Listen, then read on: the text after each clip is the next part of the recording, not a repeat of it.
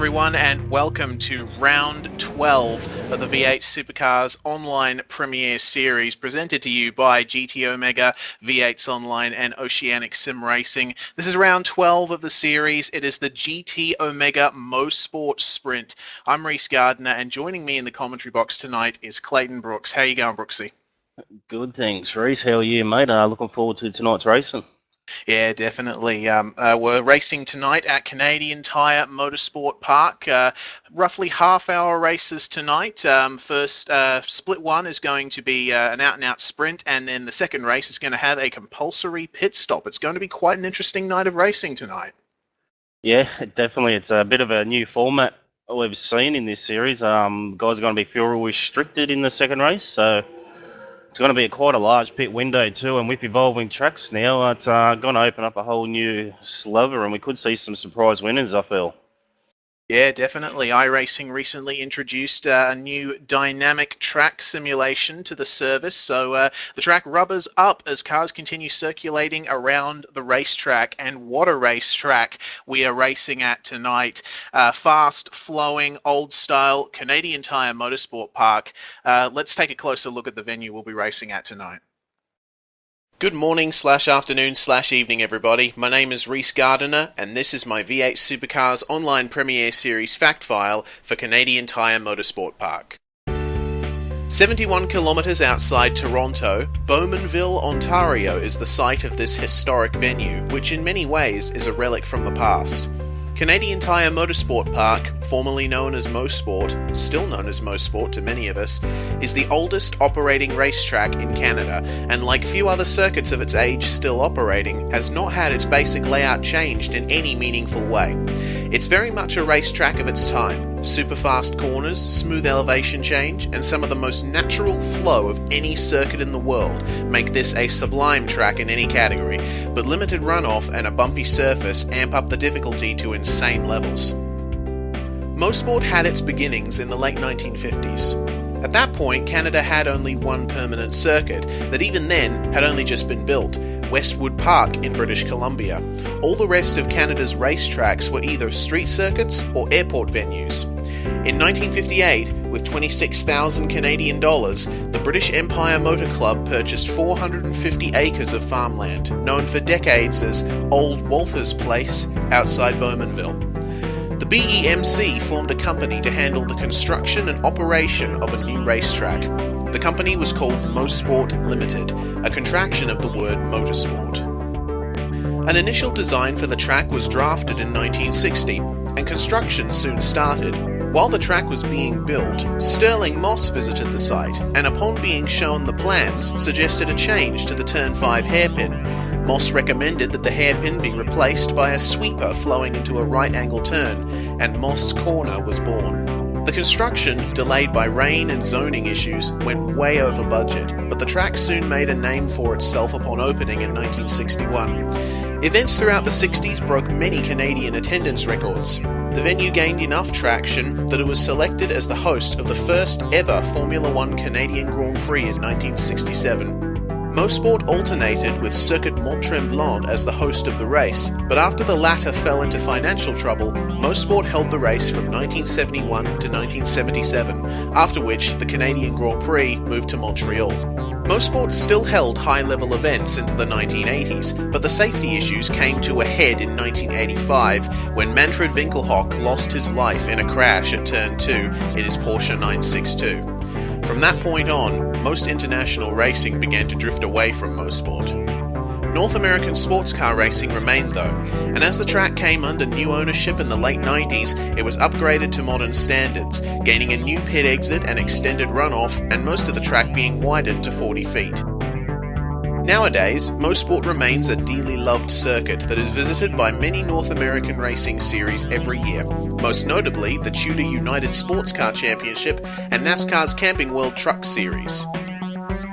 MoSport is a fun sim racing challenge in any car, be it a high downforce screamer or a roaring heavy V8 supercar. The track has been a regular feature on V8 schedules in the past and has always provided a real spectacle. We're sure it will do the same tonight.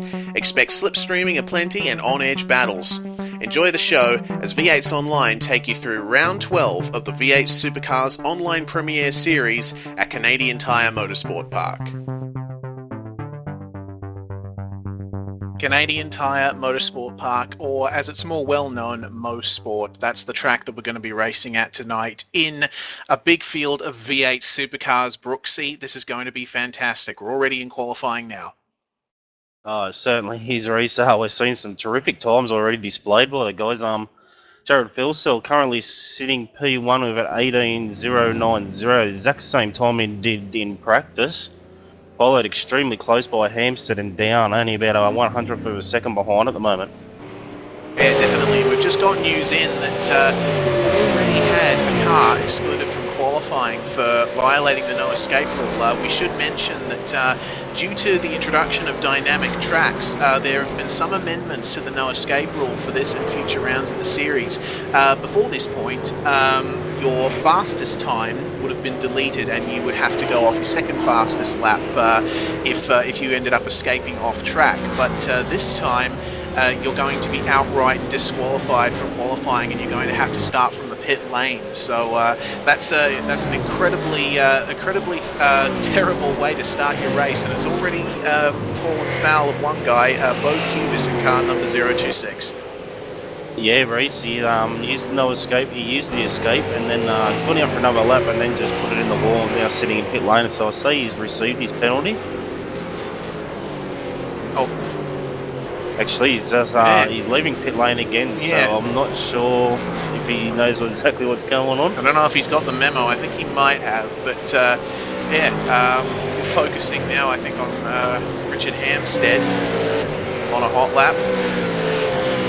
Madison Down, on a hot lap, coming out of Moss Corner and down the Mario Andretti straightaway, drafting his TTR teammate Rock Salmon, coming into this incredible final sequence of corners as John Latham slows down to let them by. This is an incredibly challenging corner. Tightens up a little bit as you go through it, and you're instantly braking for this left-hander, and then immediately braking again for this right-hander. It's third gear, and you've got to be very careful out on the throttle, and that curb on the inside can really catch you out if you take too much of it. Madison Down crossing the finish line. It's a 1:17.951. He goes to P1 in the session so far. Yeah, the first car to dip into the 17s. And now also, as we mentioned, with the dynamic tracks, the evolving track that iRacing have, some feel it's better to get the time down early before the cars heat the track up and gets a less grippy in the later on in the session. So we might, some guys might struggle to better these times. Yeah, definitely. Jared Philsell just had a massive slide there coming into the entry for Moss. This very challenging double apex right-hander.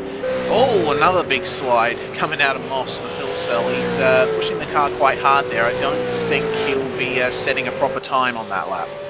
No, I think this is his in-lap race. He's actually improved his time. He's still unable to get into the 17s. He did an 18.008, so 8 thousandths of a second out of getting into the 17s. Of course, Jared Philsell was the winner, the joint winner of the previous round of the series, which was the 4-hour at Spa-Francorchamps, part of the GT Omega Endurance Cup that we have going on. Of course, the next round of the series will be the second round of that mini championship, the Bathurst 1000, and then last round of V8SCOPS for 2015 will be the Phillip Island 500. So make sure to stick around for that GT Omega Endurance Cup. Fantastic stuff. Richard Hampstead we're focusing on at the moment. He's coming to start a hot lap, and he's got, I think that's a multi-21 car behind him, and coming now through the final sequence of corners. I think that that multi-21 car is just getting some space, or is he going into the pits? He's going into the pits. We're jumping on board now with Richard Hampstead. Of course, won the championship, the Drivers' Championship last season, but hasn't had the best title defense, it has to be said. Yeah, I've heard reports that Hampstead has pretty much given up on the Drivers' Championship this season, which I don't think's totally without reach. Mathematically, he certainly can still do it. Yeah, definitely. Richard Hampstead is one of the best drivers in this field so far, and It would be a shame to see him just give up on his total challenge like that, because he can definitely do it. Coming down over the crest of the hill and down into Moss, just jumping over the bumps, Richard Hampstead. Oh he no, pulls and he's out of gone that. off at Moss Corner. Oh dear.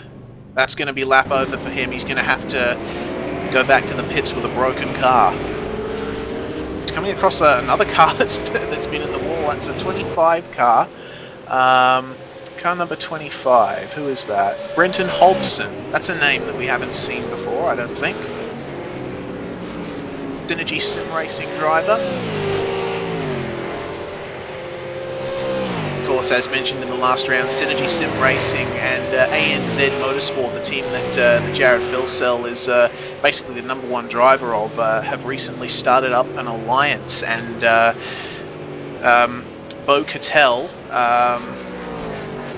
Synergy Sim Racing driver, was Jared Filsell's driving partner last round at Spa. Yeah, those two are obviously great mates. And Spa's probably Bo's worst track. He absolutely loves Bathurst, so the guys can't wait to get up the mountain and see what they can do there. Yeah, definitely. We're focusing on another TTR driver here, Mr. Sean Kelly. Lives in Perth, but is from New Zealand, and drove the incredibly nice-looking Team Black car at Spa last round, diving into the third last corner, trailing the brakes through. Sean Kelly is a very good steerer of the V8, but he's had some of the worst luck so far this season as he pulls into the pits and clips the wall on the inside of pit entry. Yeah, that's a lesson on how not to enter pit lane. Indeed. He's had terrible luck throughout the season, Sean Kelly. A whole magnitude of things have gone wrong with his campaign this year, but still they're trying hard as we take a look at Jake Burton from Daco Motorsports. Currently sitting in 8th position there, Reece. Not a bad time if on an 18.5. Yeah, definitely. The Daco guys have been doing very well in the lead up to this round of V8SCOPS, and it's good to see them up there once again. We've felt a real resurgence from these guys. They've got Sam Sutton on board, Jake Burton, Kurt Stenberg, and they've announced an alliance with the TTR guys as he slides it all the way over the crest of the hill, and I think they'll put paid to this lap. But there's been a real resurgence and enthusiasm from this team. Yeah, definitely. It's very good to see more and more teams competing up the front. It's a fantastic sight to see. We're focusing now on Michael Schreier on your screen now, Synergy Sim Racing driver, and the CSR Fabrications Ford Falcon. Schreier is one of the guys that's always been up there in V8SCOPS ever since the start. He's been there or thereabouts in the top 10, top 5. Yeah, he most definitely had a great result at Sonoma. I think he come 4th. He's definitely helping him working with Jared. Yep, definitely. Michael Schreier having to deal with a block track there, but we're focusing on Madison Down right now once again as he comes into the third last turn. I do believe he might be on a hot lap at this point. Oh, but he pulls into the pits. That's a shame. It looked like a fast lap there from Down. Oh, guys, we got a change on the leaderboard. As Filsell has the pits, he's just done a 17.9 flat, so he's pit Madison Down by 0.05 of a second. Here we go. Richard Hampstead now coming through the final turn, and he pits too. This is man. Oh, and he hits the 6 boost car. I think that's Corey Preston there, or is it Dale Niche?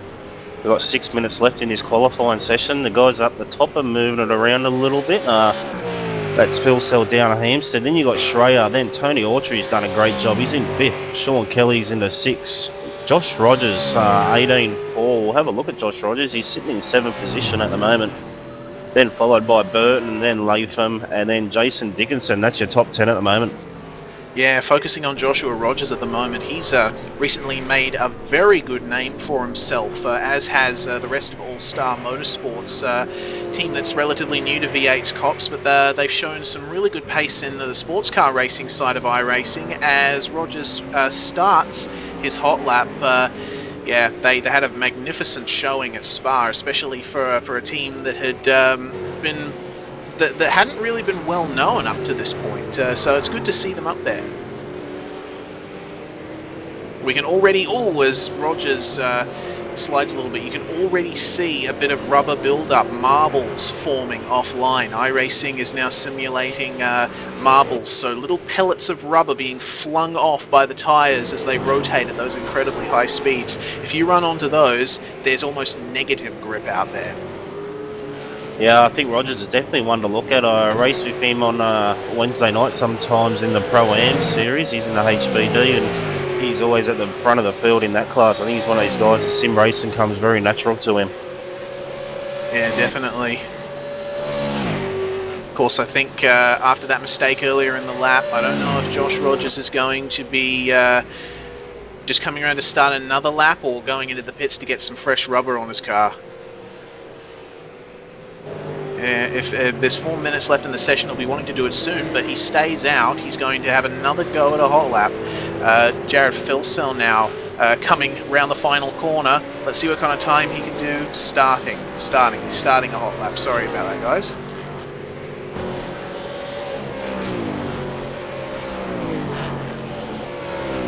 As Filsell heads through turn 2, it's off camber, very hard corner to get right.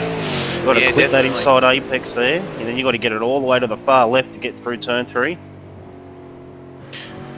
Running on board with Jared Filsell. Probably the slipperiest part of the track here, Reece. Get the power down out of turn 3 is extremely hard to do.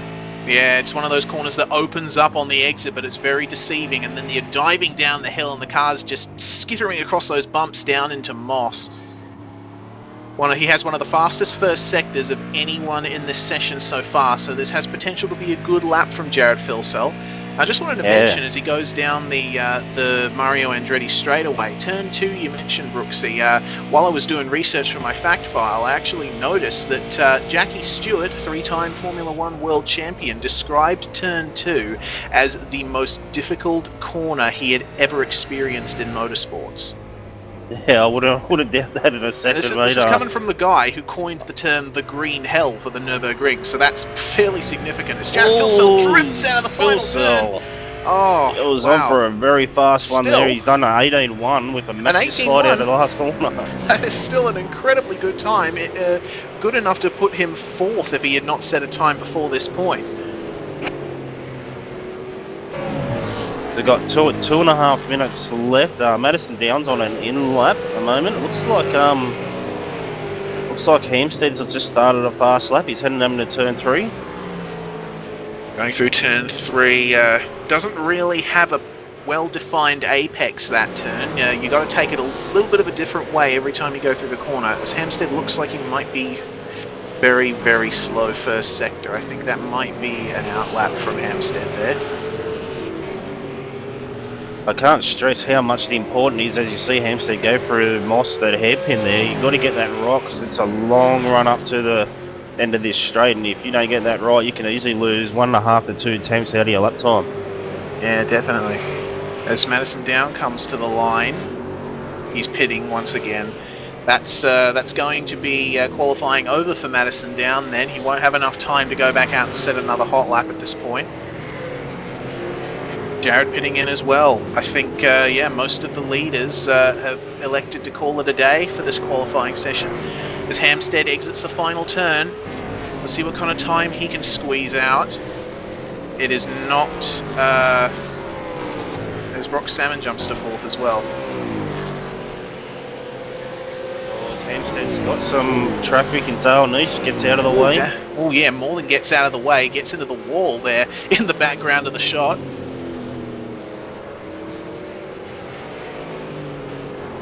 Look like he got through the first sector okay. Oh, another spun car there. I think that is Josh Rogers.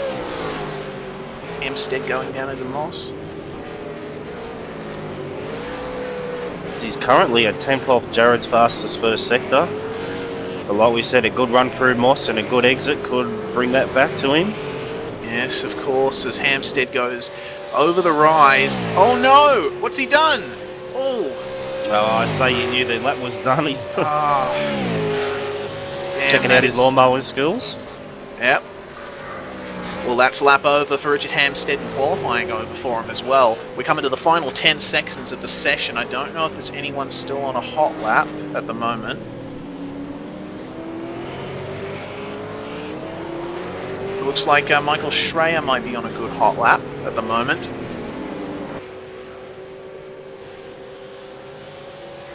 Yeah, currently sitting in 5th position, just behind Brock Selman. Alright, he's only got 3 more corners to go. Just got to kiss the first part of that apex and follow the curve around. Balance the car. Very hard to get it stopped for that last corner and turned in. He's managed to do that. Don't know if it's going to be quicker. 1:19.322. Unfortunately, that is 1.1 seconds slower than his fastest lap, so Michael Schreier won't improve.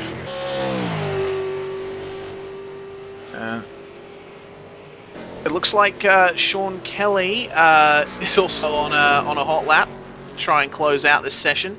He had a pretty good first sector. We'll have to see how he closes out this lap. Oh, but it looks like he might be going in the pits. So I think that may be top 10, at least, locked in. Yes. Yeah, it looks like everyone's done. Can't see anyone else on fast laps. So there we go. Qualifying over for race 1 of split 1. Jared Filsell is your pole man. Madison down 0.05 of a second behind him. Richard Hampstead in car 1 lines up 3rd. 4th is Brock Salmon. Michael Schreier lines up 5th. Tony Aldridge 6th. 7th place is John Latham. Very good job from him. Sean Kelly lines up 8th. Lee Ellis lines up 9th. And Josh Rogers doing an incredibly good job to line up 10th. Yeah, and then over in page to 11th is Jake Burton, followed by Jason Dickinson, 12th. Ian Ford in 13th, Wayne Burke 14th, Sam Sutton got 15th. Jason Bentz did his fastest lap on the last lap of the session to get 16th. Kane Cookie Mayer in 17th. 18th went to Michael Healy, Jake Maloney 19th, and 20th to Corey Preston. And 21st was Todd Parks, Jake Blackhall 22nd, 23rd Brad Ryan, Kurt Stenberg 24th, Paul Gorrell 25th, David A. Moore 26th, 27th position was Darryl Gale, 28th was Robbie Tomei, 29th was Brenton Hobson, David Baxter lined up 30th, and I think we might have to leave the rest of it because the guys are lining up on the grid. It's going straight into the race session. So Brooksy, this is going to be very exciting. 25 laps this race is going to be. It's going to be roughly half an hour. Yeah, this is an out-and-out sprint. No pit stops required in this race. So going to be a mad rush to turn 1 to consolidate because it's not the easiest of tracks to overtake on this. Yeah, and of course we have to give our thanks to GT Omega for their sponsorship of these broadcasts and this series. Very, very much appreciated from those guys for coming on board. Make sure to check out their website and their Facebook page and all associated social media, making some very, very good sim racing equipment, GT Omega. All the guys that look like they're on the grid now, might be waiting for 1 or 2 more cars. We're about to hear the engines rev. This kick off round 12 of the V8 Supercar Premier Series. Very short run to turn 1. Jared Pilsell off your pole position.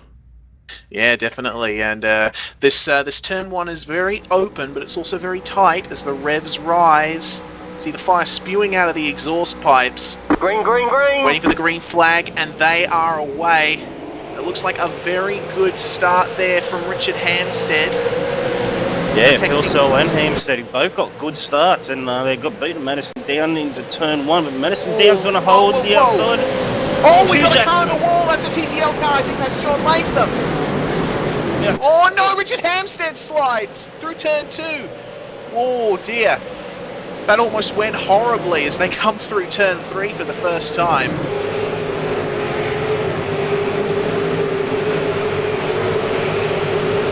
Wow. Oh, big slide there from one of the back markers there. Looks like top 3 are looking fairly uniform, but everyone's going streaming into Moss. Oh, that's a TTR blue car going wide there. I don't know if that's Kelly or Aldridge. Someone spun around in the back. I don't know who it is. It looks like Jake Maloney. That's a Dayco Motorsport driver there. Oh, goodness me. More contact coming out of Moss. Wow. This is quite a hectic first lap here, Brooksy. Oh, it's crazy, mate. I don't know where to look. It's going on all over the place. So we have a look up the front. Phil Sells, Madison Downs all over the back of Phil Sell for first and second, and I think that was John Latham's got a blown engine, so he's out of this race. Oh man, that's a shame. It's always a horrible feeling to have your race end before the end of lap 1. Commiserations to John Latham, but the rest of the field is now starting lap 2. We're looking at the battle for the lead. There's Jake Blackhall and Kurt Stenberg going side by side through turn 1 there. Kurt Stenberg. Oh, sorry to draw your attention away, Mr. Director, but that this particular battle is quite interesting. Kurt Stenberg monstering the back of Jake Blackhall there, going side by side for a few turns. But let's go back to the lead of the race and see what's happening up there. Jared Philsell and Madison Down locked in a very, very close battle at the moment.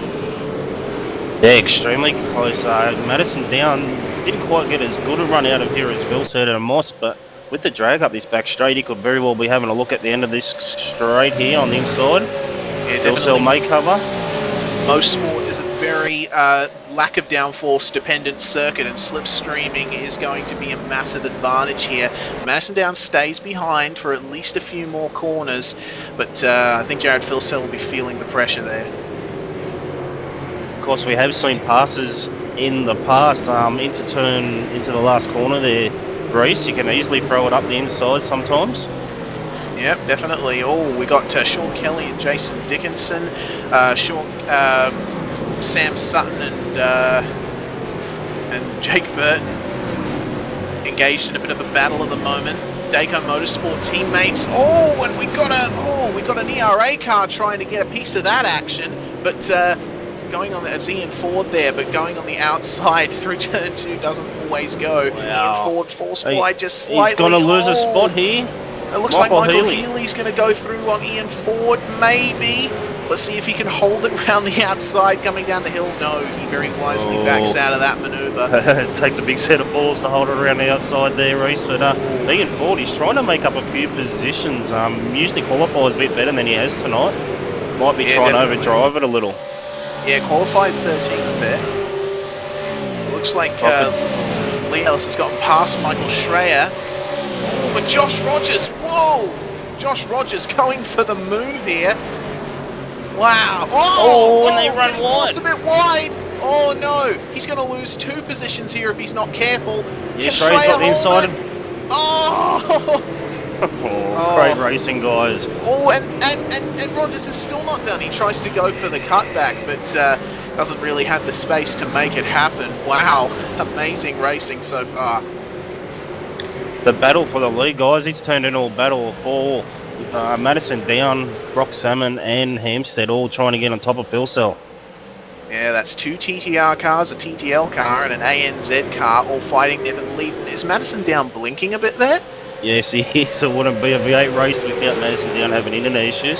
Brock Salmon monstering the back of Richard Hampstead here. That is a place that you really don't want to get too close to another car. You're completely on edge through there.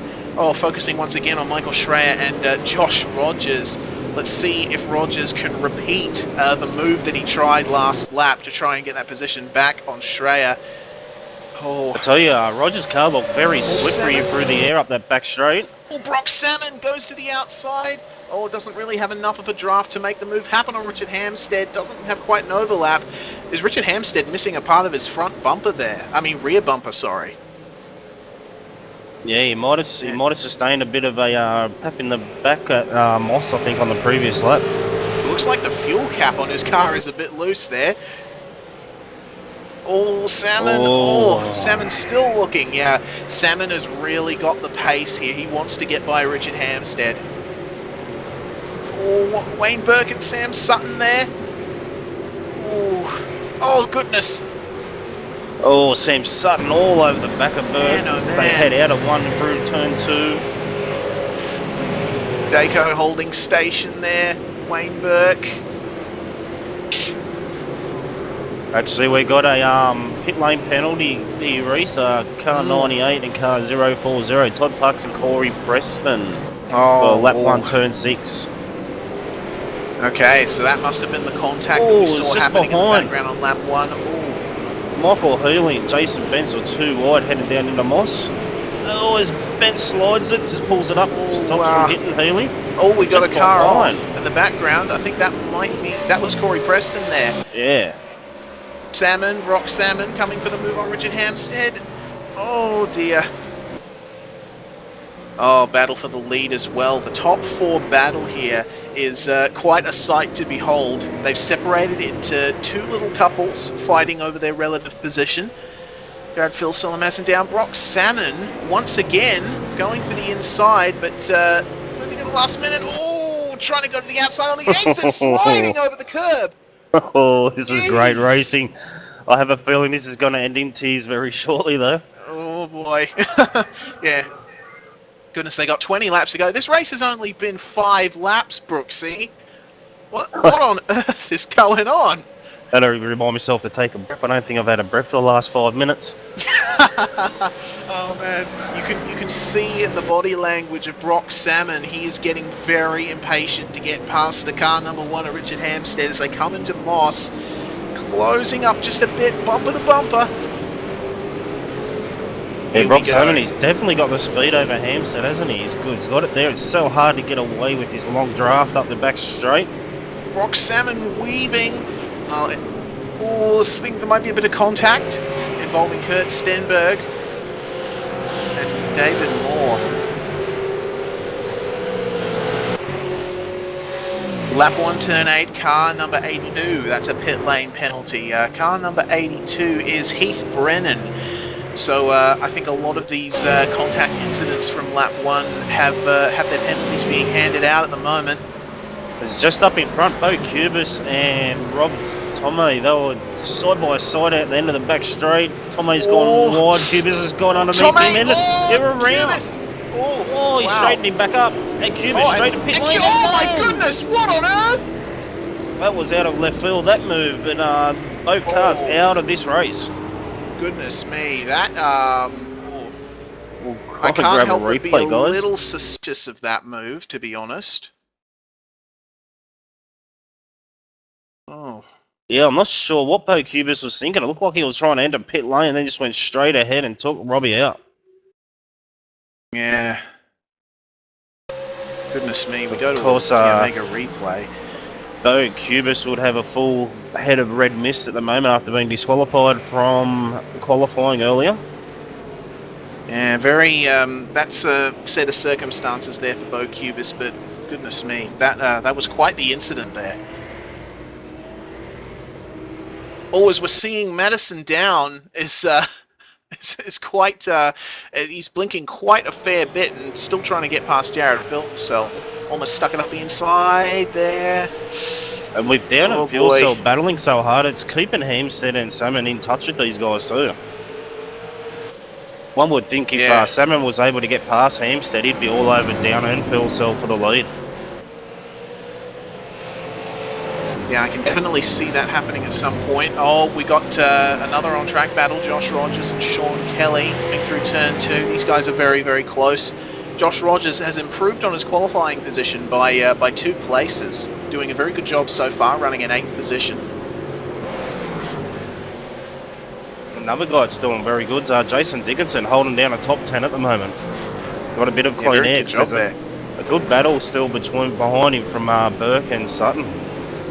Yes, of course. Dixon will be looking in his rearview mirrors and just seeing that train of cars behind him, thinking they might be coming up on me soon.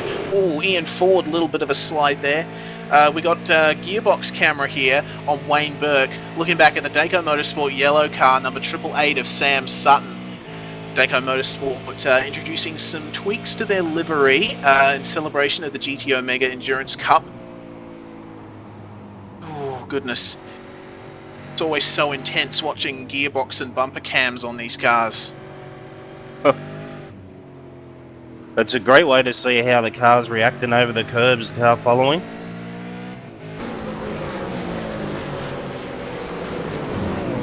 Oh, Salmon has passed Richard Hampstead for third, it seems.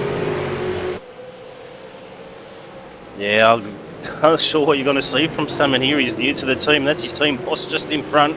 Obviously, his team boss in Downs fighting for the Drivers' Championship with Bill Sell. Looks like Down has sustained a little bit of body damage to his car there, missing a bit of the right front quarter. I think after passing Hampstead, Salmon may have been unleashed. As he comes out, it looks like Dawn Kelly might have a run on Josh Rogers.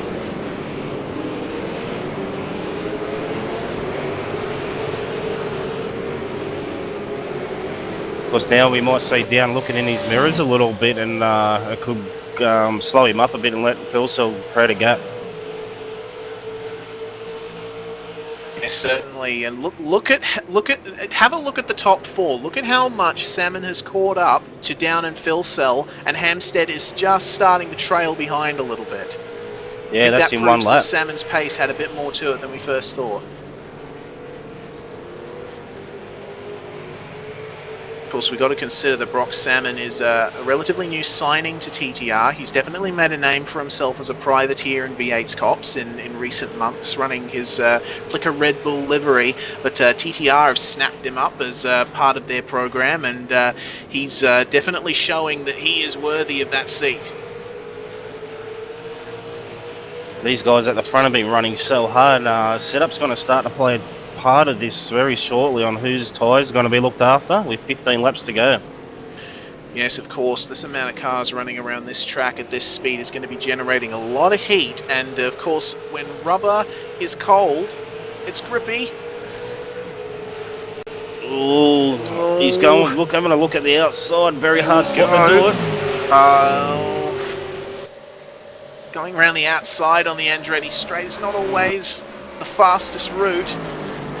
He stays behind Madison Down. Down did have the draft off Phil Sell. They had the preferred driving line. Yep, looks like Salmon may have washed out a little bit on the entry to the second last turn there. Oof. Looks like he's pulling a bit later of an apex than Madison Down.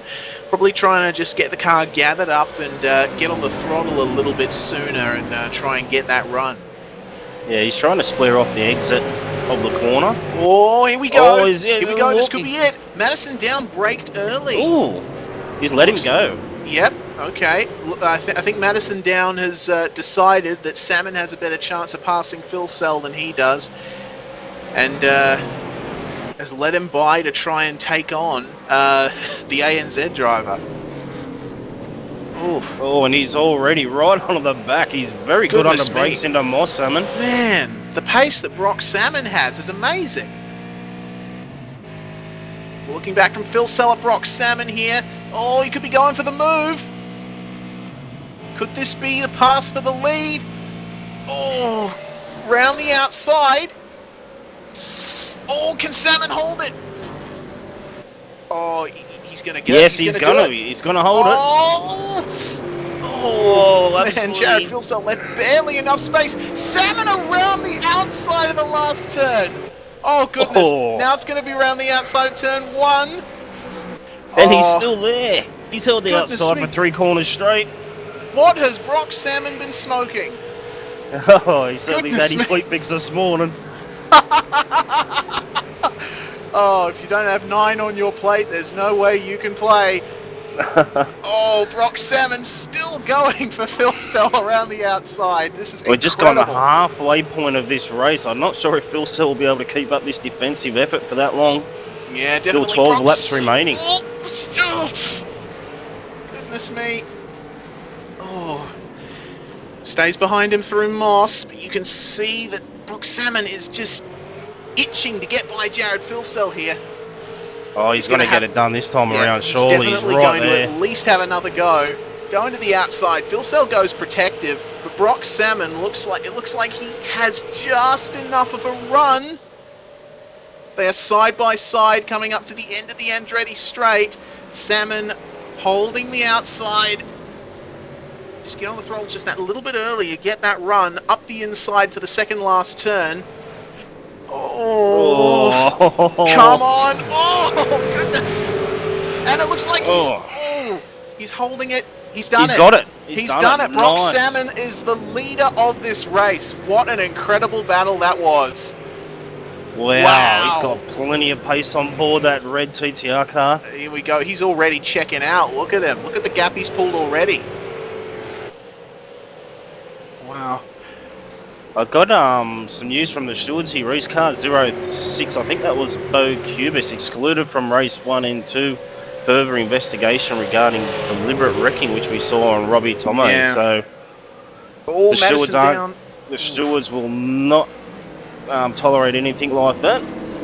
Yeah, definitely not. Mads. Madison down, passing Phil Self for second at Moss. I think that little ploy by Madison down was the right decision to make because, yeah, get Phil Sell a little bit ruffled up by Salmon attacking him, and then he'll leave him a bit more open to Down's attacks. But it looks like Phil Sell might be coming back on him.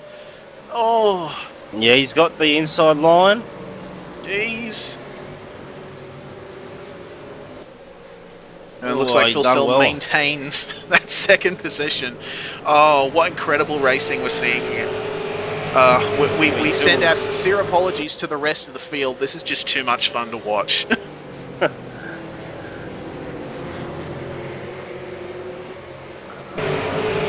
Oh, we got Jake Blackhall and Jason Bentz in quite a battle here.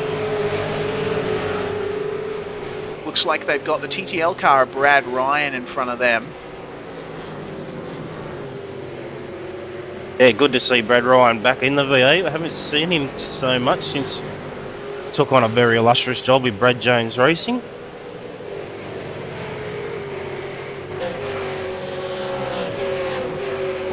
Looks like the battle for 10th is really hotting up now. We've got Jason Dixon in 10th place, followed by a train of cars, Wayne Burke, Sam Sutton, Jake Burton, and Ian Ford, all in a line behind him. Ian Ford running a little wide at Moss there. That's going to hurt his exit slightly. Oh, something's happened to Jake Blackhall, I think. Oh no. Is he back in the pits? Or has he... Oh, he might have lost connection. Yeah, just went back a little bit. It looks like he just disconnected. Oh, that's a real shame for Jake Blackhall. Running in the top 20 there.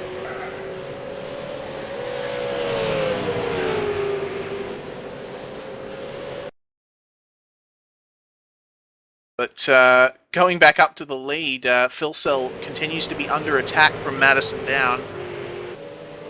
Of course, Phil Sell Down was the battle for the lead a couple of laps ago, but now Brock Salmon, this amazing pace advantage. He's pulled out 2.7 seconds in the last couple of laps. That's actually 3.6 seconds. Jeez. That's in 2 laps. That's an incredible amount of pace there from Brock Salmon. Oh, Madison Down and Jared Phil Sell. He's actually just done a 17.998 his last lap around, no draft, nothing. So that's a qualifying lap. Oh, that is crazy, crazy speed. That's a wow. Old Madison Down going for the move here on Jared Phil Sell. He's gotten the draft. He's coming around the outside, trying to hold it. Oh, cannot do it. Cannot do it. But he's still going to keep pressuring Phil Sell. Of course, Down had a perfect position there. He saw Salmon do that move, so he knows it can be done. Oh, Kelly and Rogers. Oh, goodness me. It's quite the battle here for 10th place. I mean, 8th place, sorry. Sean Kelly and Josh Rogers. Kelly taking a bit of a title line into the exit of turn 1. Oh, Josh Rogers! A little bit of a slide there. Oh, Kelly going onto the inside of turn 2. Oh, is they just touch? Oh, you can't go side by side through turn 2 there, guys. Goodness me. Oh, great driving from Kelly. You saw that tiny mistake by Rogers and he took it. That's opportunistic right there. But Josh Rogers, he's saying to Kelly, I'm still not done. I'm going to try and get that back from you, mate. Looks like Jake Blackhall has reconnected to the race, but he'll be very much out of position there. Oh, Oh, Kelly, bit of Kelly, a slide big coming out of slide. Moss. And of course now, these guys have got the 10th place train behind them. I think they'll close up by the end of the race. Oh, Rogers. Oh, he's trying that outside move. Oh, is he going to get it Oh, he's done done before they enter the corner? Oh, Wow. can he stop Oh, it? but Can he Kelly's get back to coming the apex? Oh, goodness. Oh, Oh. God. Just enough space. Oh, Rogers It's holding the unfortunate. outside. It's Oh. unfortunate not everyone can hear the noise our director's making at the moment. It's Oh, goodness me. Oh, wow. This is but incredible stuff. that really has brought Jason Dickinson, Burke, and Sutton into this. Yeah, definitely. Oh, I'm looking forward to this battle just as much as I am the battle up the front for second place. It looks like Richard Hamstead is just holding station there behind Down and Phil Sell. Hasn't fallen back quite as far as I expected him to. He's still there, still in the running for the podium. There you have it, guys. Car 026 of Bo Cubis has been disqualified by Shores. There we go, and rightly so. That was not the kind of move that we like to be seeing in V8SCOPS. Oh, Madison Down, jumping on the grass there, trying around the outside of Phil Sell again at the third last turn. Oh, it's so hard to do. I was quite surprised how Brock Salmon, he managed to make it stick around there. Yeah, goodness me. And as Brock Salmon now, he's out to a 7.5 second lead. goodness me. Absolutely blitz. These top three of Phil Sell, Down, and Hampstead, we're used to seeing them blitz everyone else. You see Salmon absolutely dominate these guys. It's quite surprising, and I think it's good for the championship. Yeah, definitely. It's going to put some spice into that sausage. But, of course, dynamic tracks. iRacing recently introducing this new feature. The track is going to continue to rubber up as these guys continue driving on it. But, yeah, as the track heats up, of course, as we know, rubber, when it's cold, is very grippy. But when it gets hot, it gets very slippery. So, you're treading a bit of a fine line there as the race goes on, and it's going to change the behavior of the car, going to make the rear end a little bit more slidey on exit.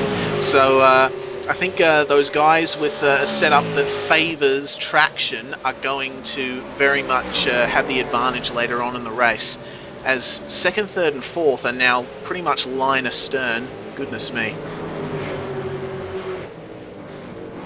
Well, I think if Down's going to do it, he's going to do it into the last corner.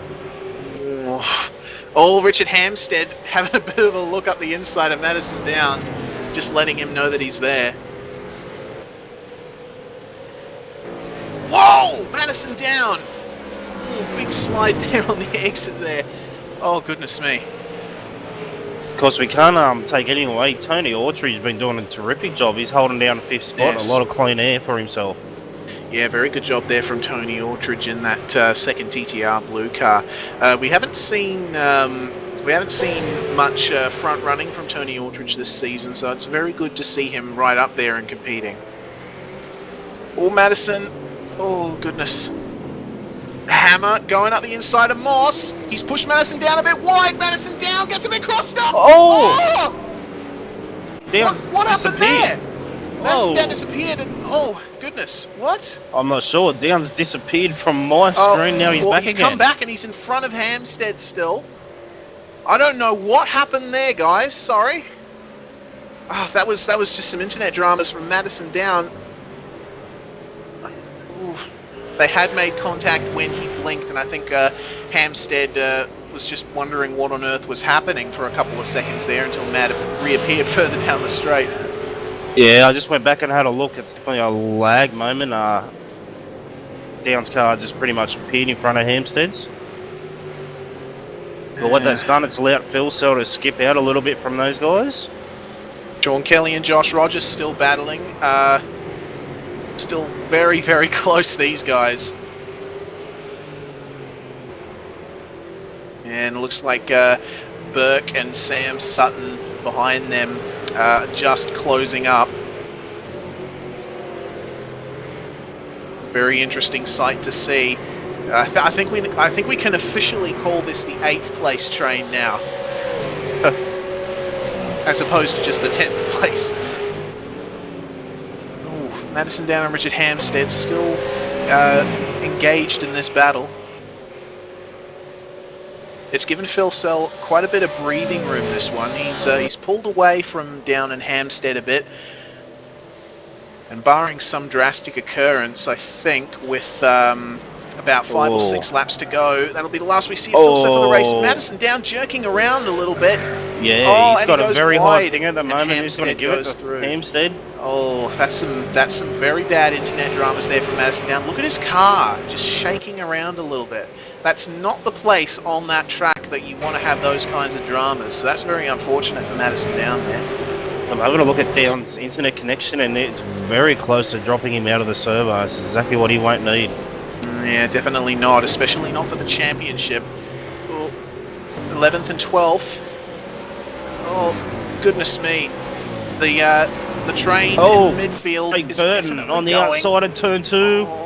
Ian Ford is having a big look at Burton there into turn 2. Goodness me, it looks like Sutton might be going for a move on Burke here. Can he cross up the inside on the exit? Oh, they're line astern now, these guys. Sam Sutton really raring to get past get past Wayne Burke here. Oh goodness, Ian Ford getting very crossed up there. Oh, I think we are going to see a position change. Sam Sutton, the Morse code on the back of Burke's rear bumper bar for Moss. And Ian Ford once again getting very crossed up on the exit there. That's really hurt his chances there. He's now trailing behind them, but we got 5 laps to go now, and Brock Salmon's lead. Goodness me. Sean Kelly and Josh Rogers going side by side once again. Brock Salmon's lead is now over 12 seconds. Incredible. It's Jared Philsell, sorry. Just going for a little bit of a drift on the exit of the first turn. Burke and Sutton side by side. Oh. And Sutton's got the job done. There we go. Got it done into turn 1. And now Burke is going to fall into the clutches of Jake Burton, going up the inside through turn 2. Oh, Jake thinks better of it. Oh, goodness me. And he's crazy stuff too, through turn 2. Oh. Yep, so just gather your thoughts, Jake. Go for it again on the next lap. But Burke is doing very well, I have to say, defending against that kind of attack for so long. Oh, wow. I've got to say, the Dayco guys and the TTR guys, their cars look very grippy. Rogers! Move done on Kelly. Rogers is done. He's done that well and truly. What was that, out of Mossy most they got that done? Yeah, must have. So that's Josh Rogers back in 8th place.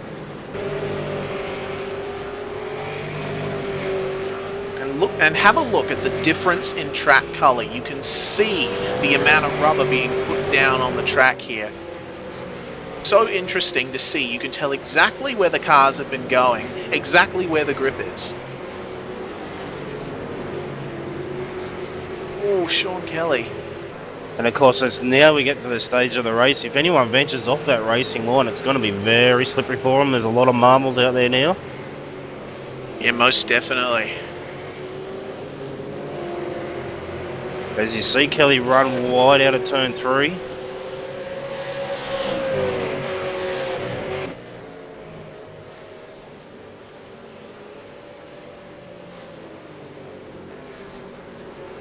Alright, well I think we might jump on with Brock Salmon for this upcoming lap. Have a look at the track, especially now that it's been rubbered in. Coming out of the last turn. A little bit of a downhill slope into turn 1, has a little bit of a camber to it. Very odd line through turn 1 that you have to take in order to avoid going out into the grass. Through turn 2, just got to keep it nice and hooked up through the middle and inside of the track there. Look at the dark patches there on the tarmac, fantastic to see. Out of turn 3. over the rise. Brock Salmon just looking very, very controlled at the moment, just keeping that race lead. And then laying down some rubber out of Moss, coming down the back straight. And he's going to be coming to get the white flag next time he comes by the start-finish line with a lead of well over 15 seconds now. This has been a magnificent drive from Brock Salmon.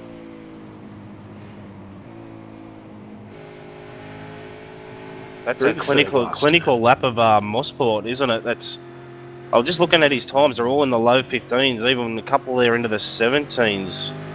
I know earlier in the week Joe was doing tests and he was easily doing 18s, so someone hasn't agreed with him tonight. He's struggling to stay in the 19s. He'll probably be doing 1 minute 20s by the end of this race. Yeah, definitely. But Salmon gets the white flag and he comes through turn 2. What a drive from this guy. Like, he's... Oh, Kelly. Oh, Sean Kelly. Sorry, guys. Oh, the battle is still not over between Kelly and Rogers. Oh, Jake Burton spun! I saw him spinning there in the background. Oh, and he's collected... Is that Healy? Michael Healy? Yes, and Ian Ford as well. Oh, wow. What a shame there on the last lap. We'll get a replay of that got after a little the touch race. from Ian Ford. Yeah, he got a little touch from Ian Ford. Oh goodness, but Brock Salmon, we have to give some time to this guy. He's shown so much potential for so long in the V8 Supercars Online Premier Series, and if TTR were ever doubting their signing of this guy, which I seriously doubt they were, then they'll definitely be vindicated now as Brock Salmon crosses the line to take his first win in the V8 Supercars Online Premier Series. Fantastic job. Terrific job. Absolute domination. Held up in the first half of the race, then the shackles were let go and he just cleared out from the other guys. Yep, as speaking of the other guys, Phil Sell comes across in second with Hampstead third, Madison Down crosses the line in fourth after starting in second place. Tony Autridge crosses the line in fifth. Lee Ellis sixth. Rogers has held off Kelly for eighth. Michael Schreier seventh. Sean Kelly ninth. Jason Dixon crosses the line in 10th. Sam Sutton 11th. Wayne Burke and Ian Ford. Jake Burton. Jake Burton preserves 13th position and Ian Ford crosses the line in 14th. Michael Healy, 15th position. Jason Bentz and then Kurt Stenberg crossing your line. Wow. David Moore, Peter Latham, Brenton Hobbs, Dale Nish. That's your top 21 guys there. Goodness me, what a race, Brooksy. Oh, that had everything that race, didn't it? That was action aplenty. I'd have a big shout out to Peter Latham. God's been on iRacing. John Latham's dad. Been on iRacing for a long time. To come 19th in the top split, he's done an outstanding job. Yeah, incredibly good job there from Peter Latham, but wow. I'm struggling to form words at the moment. My brain is fried from all the action in that race. Yeah, it certainly had a bit of everything. There was fast guys being held up. There was fast guys clearing out and dominating. Huge congratulations to Brock Salmon as first V8 Supercar Premier Series win. Yeah, definitely, and I think we'll definitely see him as a championship contender in future seasons if he keeps this level of form up. Well, we might even see him be a contender this year if he keeps that kind of form up. Yeah. There's still plenty of points on offer this year. Yeah, definitely. You can't forget there's a few rounds left of this season to go. Not only Bathurst and Phillip Island, but we've got a couple of other rounds as well. And we got the race results on screen. So, first time winner, Brock Salmon, followed by Jared Filsell in second. Richard Hampstead finishing third, that's your podium. Madison Down finishes fourth. Tony Autridge fifth. Lee Ellis sixth. Michael Schreier seventh. Joshua K. Rogers finishes in eighth position in front of Sean Kelly in ninth. And Jason Dixon doing a very good job to finish 10th. And over the page, Sam Sutton eventually got in front of Wayne Burke. He got 11th to Burke's 12th. Jake Burton 13th. I think Ian Ford may have redressed that on the last lap. He come 14th. Michael Healy 15th. 16th went to Jason Bentz. Kurt Stenberg 17th. David Moore 18th. Peter Latham, as we just mentioned, 19th. And Brenton Hobson 20th. 21st was Dale Niche. Kane Kugimiya was 22nd. 23rd was Darryl Gale. Todd Parks finished 24th. Corey Preston finished 25th. Joe Burkett 26th. Paul Gorrell 27th. 28th position was taken by Jake Maloney. Real shame for him after starting 19th. 29th, Reese Goldfinch, quite a good improvement after starting 32nd. 30th place, Heath Brennan. Yeah, 31st went to David Baxter. 32nd, Timothy Jackson. Brad Ryan, 33rd. Jake Blackall, 34th. 35th went to Robbie Tomei. John Latham, 36th. Bo Cubis disqualified. And that was the full field of 37 cars. Wow, goodness me. And that's only the first of 3 races that we're having tonight, Brooksy. I cannot believe that. I feel like I've been commentating for 2 hours at this rate. It's only been half an hour. It was certainly exhausting, that race. There was so much action going on. I think we've got Madison Down and Richard Hampstead calling the Split 2 race. And then I think it's Madison Down and Jake Burton. Okay. But we got the replay up at the last lap incident. Jake Burton spinning. He'll definitely not be happy with that. He was running quite well there, but yeah, Brooksy, as you said, we've got 2 more races to go tonight. Yeah, of course, and I think we got Sandman and Jay doing the final race, and if that race is anything to go by, Sandman's neighbours are going to be up very late tonight. Oh, definitely. They're probably going to be calling the cops to his house at this rate. Oh my goodness. What a race. I'm so excited for the rest of this event.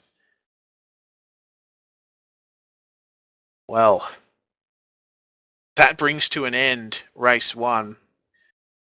And as we wait for split 2 to be set up and get ready to get going, give some coverage to the guys who unfortunately did not qualify well enough to make it into top split. Oh wow! It looks like we got Jake Burton here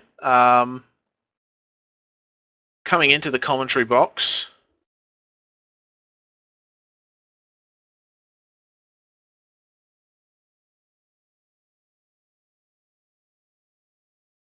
Apologies for that, guys. My TeamSpeak had a bit of a seize up there.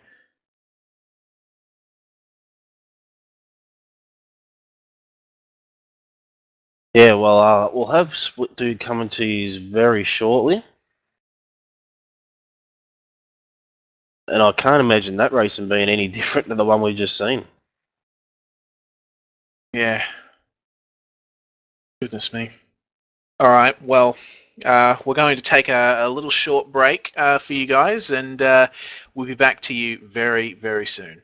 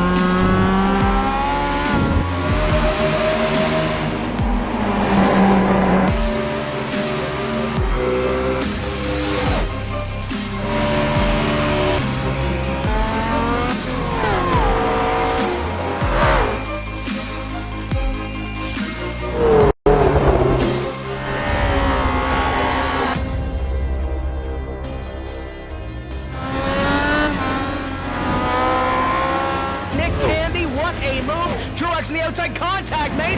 56 slides in at a 4. Who's going to be at the stripe?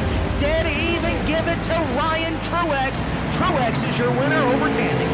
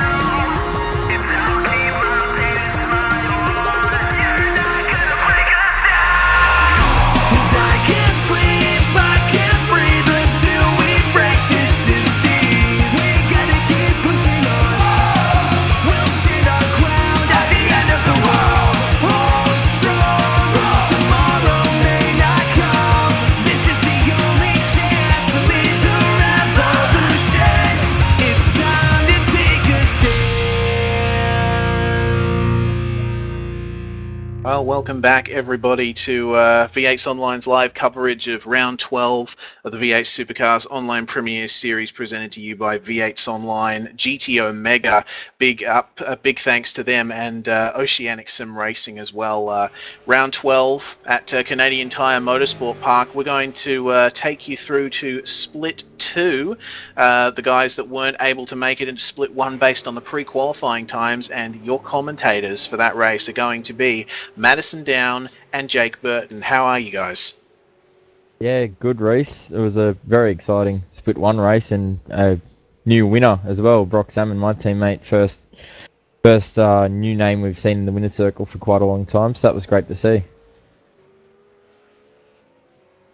It's really fantastic to see Brock up there. Hey, I was really stunned. I don't think anyone expected something like that. Obviously, Brock, fairly new recruit to you guys at TTR and fairly new into sim racing as a whole. So, and it wasn't just a minor win either. It was 16 seconds. So, very dominant performance from Brock. I mean, everyone jumped in our channel at the end there and said, you know, how'd you pull that off? And all the TTR guys are all saying, yeah, we're saying the same thing. We're all sitting here saying, Brock, how'd you do that? That was in 13 laps to pull 16 seconds over someone like Jared Filsell is unbelievable. That is truly an astonishing drive. So, got a minute left in the qualifying session here for Split 2 before we head to the 25-lap race tonight for round 12. That's it, Matt. I got my eyes on Stephen Sam Clark now coming down the hill up towards Moss. Appears to be on a flyer, and he's currently sitting second, very close to Mitchell McLeod, so he could snatch pole here if he puts out a good lap. Yeah, an interesting point that as well with Mitchell McLeod. First time in Split 2 for him. He probably didn't quite get the laps that he wanted in pre-qual, finds himself in second split, but I'd have to say Mitchell McLeod going to be extremely hard to beat, given that he had a pole position not too long ago in top split. But it goes to show, if you don't do the practice, you don't get top split, even if you're a bloke like Mitchell McLeod. That's it, Matt. And of course, you go to a track like Mosport, it's no Oran Park or anything like that. You've got very minimal amount of time, as we see. Sandman's just gone wide and lost it, come off the last corner. But as the session comes to an end, Mosport, very flowing track, not much stoppy-starty time. It's very hard to find that last few tenths. Yeah, absolutely. The times are extremely close across both Split 1 and Split 2, actually. I'm looking through the times now, and I mean, there's 2 thousandths of a second separating Mitchell McLeod and Stephen Clark at the top, but even within that, there's actually around about 20 cars separated by 1 second, and when you got a track this close, the racing is just fantastic. That's it. Just throwing the results up there now as the session comes to a close. And Mitchell McLeod has pole position with an 18.631. Stephen Clark, 18.633. Will Dodd was third, continuing good form in Split 2 for him with an 18.721. Ryan O'Sullivan, 18.746. And Matt Morris, 18.904, running at the 5. You want to run through the back end of the 10, Jake? Sure thing, Mad, but it looks like Sanjan Delilac has just crossed the line and doesn't improve his time. And it's funny we mention him as he is in P6 with a 19.004, closely followed by Matt Jones in 7th and Sean Evans in 8th. Very close between this lot. And then we have Mark Kelly in 9th, Josh Shortell rounding out the 10 with a 119.1. Just outside the 10 as well, ERA team manager Brenton O'Brien sitting there 11th, and that's actually quite a good time for him. He tends to not quite be on the pace as the other ERA drivers, and I think he'll be pretty happy to be P11. That's a fairly good lap. And another interesting name I see here in the split is Mitch Abrahall. We've seen him in top split quite often. He's down there in 14th, so he's going to be one to watch. And also Jeff Gorchie in car A86. He's down in 18th, and last time out at VIR, he was very pacey. He ended up in the top 5 that night, so it'll be interesting to see if he can move his way forward. Interesting thing about a lot of these guys, Matt, is as we are between, our first and second round of our GT Omega Endurance Cup, a lot of these guys you think, oh yeah, they're in second split, but a majority of these guys are going to be co-drivers for a lot of the guys in the top split at Bathurst, which is coming up in a few weeks. So these guys are really going to want to get their laps down and try and practice that racing for consistency at Bathurst. Yeah, absolutely. So we've got around about a minute here until we take the green. We've had the back end of the results there up on screen for you. Massive field tonight, 36 cars, 35 cars, I think. Actually, is Jay Kennedy racing tonight? He hasn't set a qualifying lap, so I'm unsure on that one.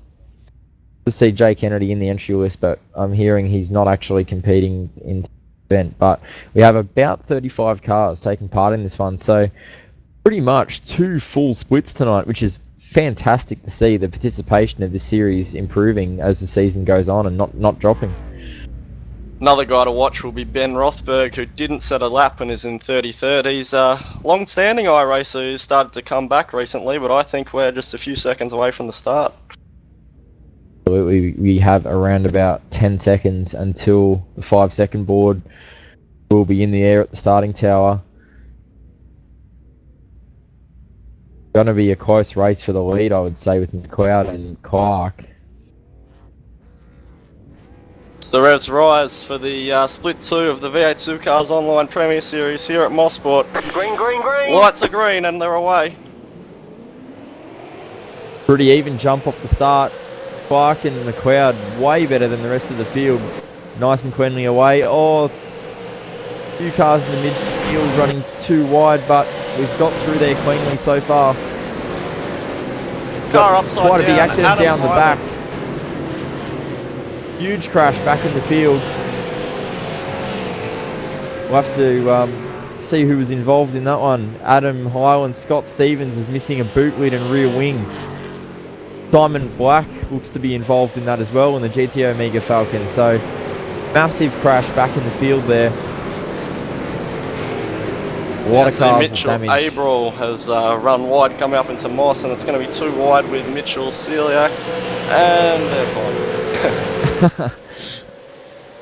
Yeah, so it's always a tight opening lap here at Mosport with very committed turn 1 and turn 2. A lot of guys with damage. Jeff Gorchie on the back straight has severe damage to his HTR Commodore. Not sure what's happened there. That looks like it may have been a separate incident to the turn 1 accident. So looking back up towards the front, Mitchell McLeod has pulled what looks to be about a 4/10 lead over Stephen Sandman Clark as they come through turn 1. It's going to be a really hard work for Sandman to get past Mitch now. As we know, most guys running the 350 gear ratio are hitting the limiters pretty much 3/4 of the way down the back straight, which is the main passing zone. So Sandman just needs to stay there and hope that Mitch makes a mistake. Will Dodd, Ryan O'Sullivan in 3rd and 4th position. Good starts for both of those guys. Abrahall and Taylor having a bit of a battle with Abrahall getting that move done in the Man Cave Motorsports Commodore over Taylor. The Abrahall, we were saying, may charge his way forward. He's been in top split a lot in the past, not only recently, but also in the last probably 3 to 4 years, he's a very experienced iRacer that has been out of the seat for a while, so he's looking to move his way back up. Of course, Mitch Abril is part of the recently formed Man Cave Motorsports team, as he has a look underneath Brenton O'Brien, and he is going to get that done as Brenton O'Brien is outside on the marbles. Great move by Mitchell Abril there. Very slippery out there. You just find yourself understeering off towards the grass, and there's very little you can do about it. But I was looking just before, Ryan O'Sullivan, position 4. He's absolutely applying the pressure here to Will Dodd in the Multi-21 Falcon there in 3rd. Will Dodd's done a very good job in recent rounds, and I haven't seen Ryan O'Sullivan's name up there in previous rounds as high as Will Dodd, but he's certainly the pace Contact of back the two in at the the field moment. in turn 2. I think Scott Party, sorry to cut you off there, Mad, but I saw Scott That's Party fine, and yeah. Tony Shepard going too wide into turn 2 there and nearly coming together. Just ahead of them right now, we've got Henry King and Graham Filan running side by side as well, but we'll cut to a replay of the turn 2 moment. Very nearly a It's big spin there. very, very, very close there in the GT Omega replay. Shepard, fantastic job to hold on to that there at turn 2. That was so close to going around, and if you go off there, you generally have a big one. Yeah, that grass does not get any grippier. It definitely sent you straight into the wall. But now what's interesting as we look up to the front, Sandman is right on the back of Mitchell McLeod now, and it looks like he's going to get some good traction off the last corner here. I've got to say, I was not expecting anyone to have anything for Mitchell McLeod, being an ex-champion, albeit a few years ago. I didn't think that anyone in this was going to have any of a challenge for Mitchell McLeod, but Stephen Clark doing a fantastic job. Interesting to note, Brock Salmon was very quick in split 1. I wonder if Stephen Clark got onto Brock and maybe got the setup from him, because at the moment his car it looks to be the fastest out there. That's it, Matt, and that could be true. You know, Mitch could be struggling a little bit with setup this week. I mean, we see 2 or 3 of his drivers in the forms of Hayden Dodman slow in this field at the moment. Oh, Sean Evans just goes off at Moss, sorry, just in the background. Matt Morris and Matt Jones look to capitalise. A little bit messy there through Moss. When someone runs wide in a train of cars like that, it just makes it all very awkward. Unfortunately, it doesn't get much better, as you know, Matt. The last race, I presume you guys felt the same thing. That car just gets even pushier and pushier into Moss as the race Absolutely, goes you've got on. Sullivan, sorry to cut you off, O'Sullivan side by side with Will Dodd, with 2 fantastic battles for the lead and for 3rd. Here comes Sandman to the inside. He's going to have a look at Mitchell McLeod into turn 1. Broke a bit early, but he's got the apex, he's got the rubber, he's got to feed Mitch out into the marbles, but he hasn't been able to do it. Mitch has the inside for 2. He'll be able to feed Stephen Clark a fender now if he needs to. Head back to 3rd, and O'Sullivan was not able to get the move done on Will Dodd either in that final sector, but both awesome battles for 1st and 2nd and 3rd and 4th up the front here. Just watching Sandman's car at the moment, he seems to just have a lot more stability in that thing. You can see he's just getting the traction off the corner, while Mitch is seeming to have mass understeer on exit. As we see it now, Mitch has also just run a little bit wide on entry to Moss. You can just see he's really struggling with that car at the moment, and at this rate, Sandman's going to have the better car at the end of this race. Yeah, and saying, I'm not sure what gear ratio Stephen Clark has in. I think you were saying before it might be the 350 possibly, but Brock Salmon, I believe, had the 350 ratio in his car, which was one of the only guys in the field. So, interesting one, but we got Sawtell on screen having a good battle, and then Kelly down the road as well. Oh, didn't quite. So Sawtell got the move done, but Kelly gets underneath, but not quite. Doesn't quite have overlap. Matt Jones just down the road, applying huge pressure to Matt Morris coming to the approach to turn 2. Head back up to Will Dodd and O'Sullivan.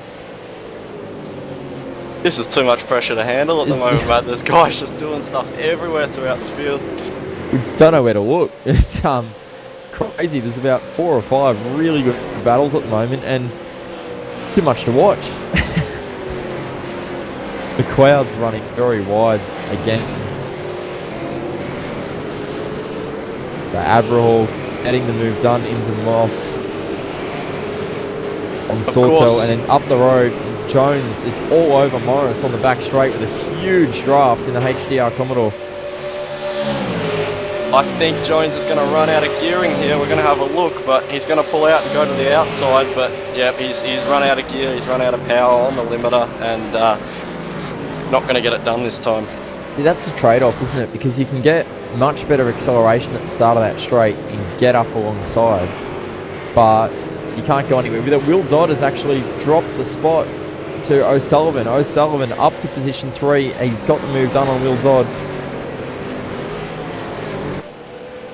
Mitchell McLeod now in the lead has started to settle down that torquing Commodore. He's started to bring that bit of consistency in. He's only minorly quicker than Stephen Clark at the moment, but Sandman is still looking very racy as he makes a little bit of a mistake into turn 3.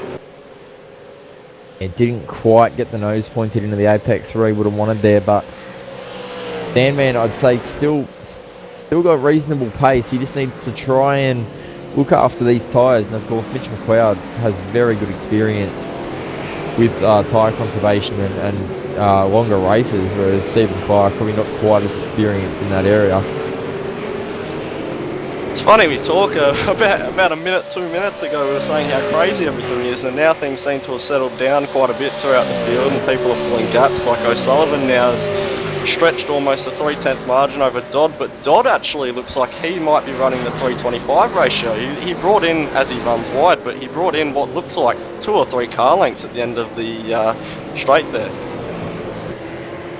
Yeah, it's one of those ones where, as we spoke about a lot, you can actually use either ratio, and 325 massive advantage when you have the draft, but in single lap, single car running, you may actually see a gain with the 350s. And we head back to Morris and Jones, who are still having a fight for 7th and 8th position. Jones is all over Morris. He's glued to the bumper of that Falcon, the Shell Helix Falcon. Jones then hits it! Oh, had a look, but he's capitalised on that. I'm not sure. Yeah. A bit of a bump and run there, but I'm not sure how the stewards will see that one. We'll have to follow that closely because he did hit him under brakes, so I'll have to see how they look at that. I'm going to guess that's going to have to be a redress there, because fortunately for Matt Morris, he didn't go off the road, but he did lose the position to Matt Jones there. Depends how they see it, because Morris also kind of covered a little bit late into the corner, so interesting to see what comes of that, because that's a tough. Things like that are a tough one to call, where you got to judge redress stuff. So the stewards will be well and truly on top of that, as Mitchell McLeod continues to lead and is now the fastest car on the track. He did a 19.099 last time by half a second quicker than Stephen Clark in second. So Mitch McLeod probably doing a little bit better of a job of looking after his tyres here, and the race is coming to him. That's it. Of course, a 19.0 is only 4/10 slower than what Mitch managed in qualifying, so he's definitely got a race pace advantage now. Seeing not only in this race, but I know I felt it a lot myself. When you run wide with this new dynamic track that we've got and get off onto the dirty line with limited rubber and marbles, it really hurts you. It just takes you forever to get it back to the corner, it feels like. And back in the field, Sanjan ran wide. Sorry to cut you off, Mad, but they're too wide coming out of Moss, Sean and Sanjan. There was big contact there. All right, and there's still actually side by side, Evans and Deliwick coming up to the final sector. Evans with the inside run, but Deliwick goes the long way, but he's going to get fed out wide into those marbles and has no grip, and he's going to have to fall in behind here. I think seeing Sanjan do that would be the opportune time to finish off what you were saying about those marbles, Yeah, Mad. absolutely. It's just, we saw a lot more mistakes from the leading drivers in the top split race with, I know for me, I was following Jared Filsell, and more often than not, Jared Filsell never makes any mistakes at all, ever. And on about 3 or 4 occasions, he missed the apex and cost himself around about a second. So I think the track is a lot harder to drive on consistently than it was. It's a lot more unpredictable. The lap before, you may not have the same grip when you arrive at that corner the lap after. So it's a lot more challenging for the drivers, that's for sure. That's it, and it seems like Sandman's sort of struggling with that as he runs a little wide at Moss. He's actually dropped 7/10 off Mitchell McLeod that lap. Mitchell McLeod has hit 2:19 flats for the last 2 laps. He is just building that margin.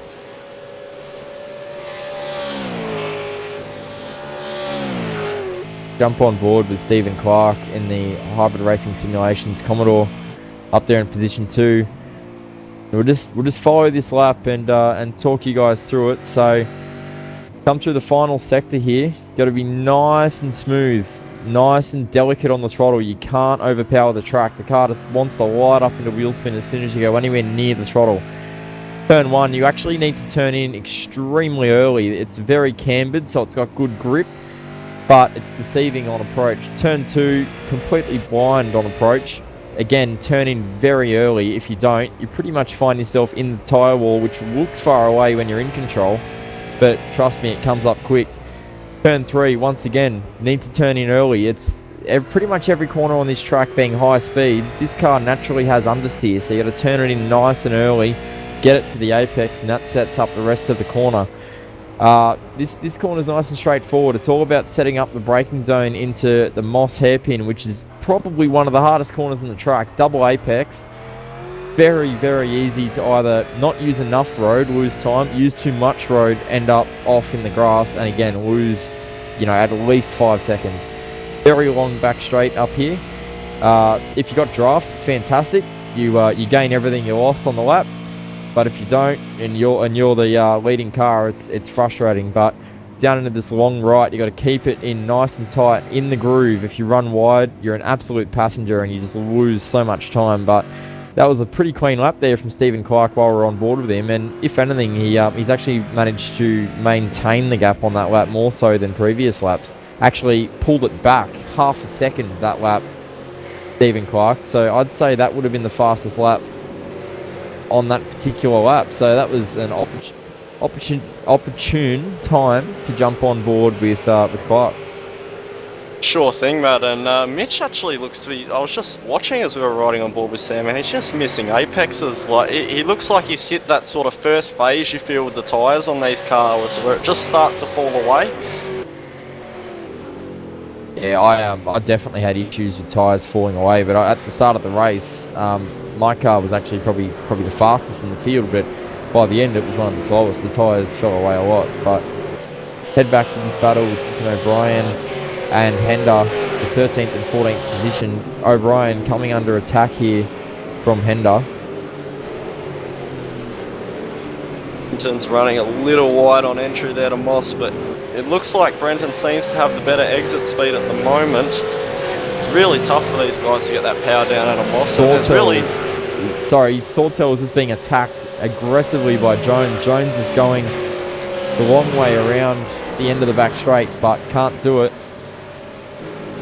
One thing specific to this track that we've really realised since the new update is, as he sends it, inside, and he's gonna make it stick. Sawtell gave him too much space and ran off. That would have got Sawtell's attention in the mirror for sure. That you see him open the steering and actually cost him the spot, but I guess he was thinking either that or get collected. That was a massive, massive dive. Just coming up into that final complex is one of the biggest things we've noticed with the new build. Is you used to be able to sort of go to the outside coming into that right-hander and make it stick into the left, but now when we got this sort of off-track marble situation, you run wide and you just can't pull it off around there like you could anymore. Absolutely. The GT Omega replay showed how that came about, and Matt Jones just had a massive run, but he has gone wide. Matt Jones has gone wide once again, and Josh Sawtell not going to quite get there. But and up the road, Abrahall putting a move on Matt Morris as well up into the fast sweeper, but he is on the outside, the wrong side of the road. We've seen that before. The only bloke who I've seen pull off the move so far around the outside there is Brock Salmon, who had unbelievable grip. So I'm not even sure how he did that, because everyone else I see go to the outside can't do it. They just run out of road.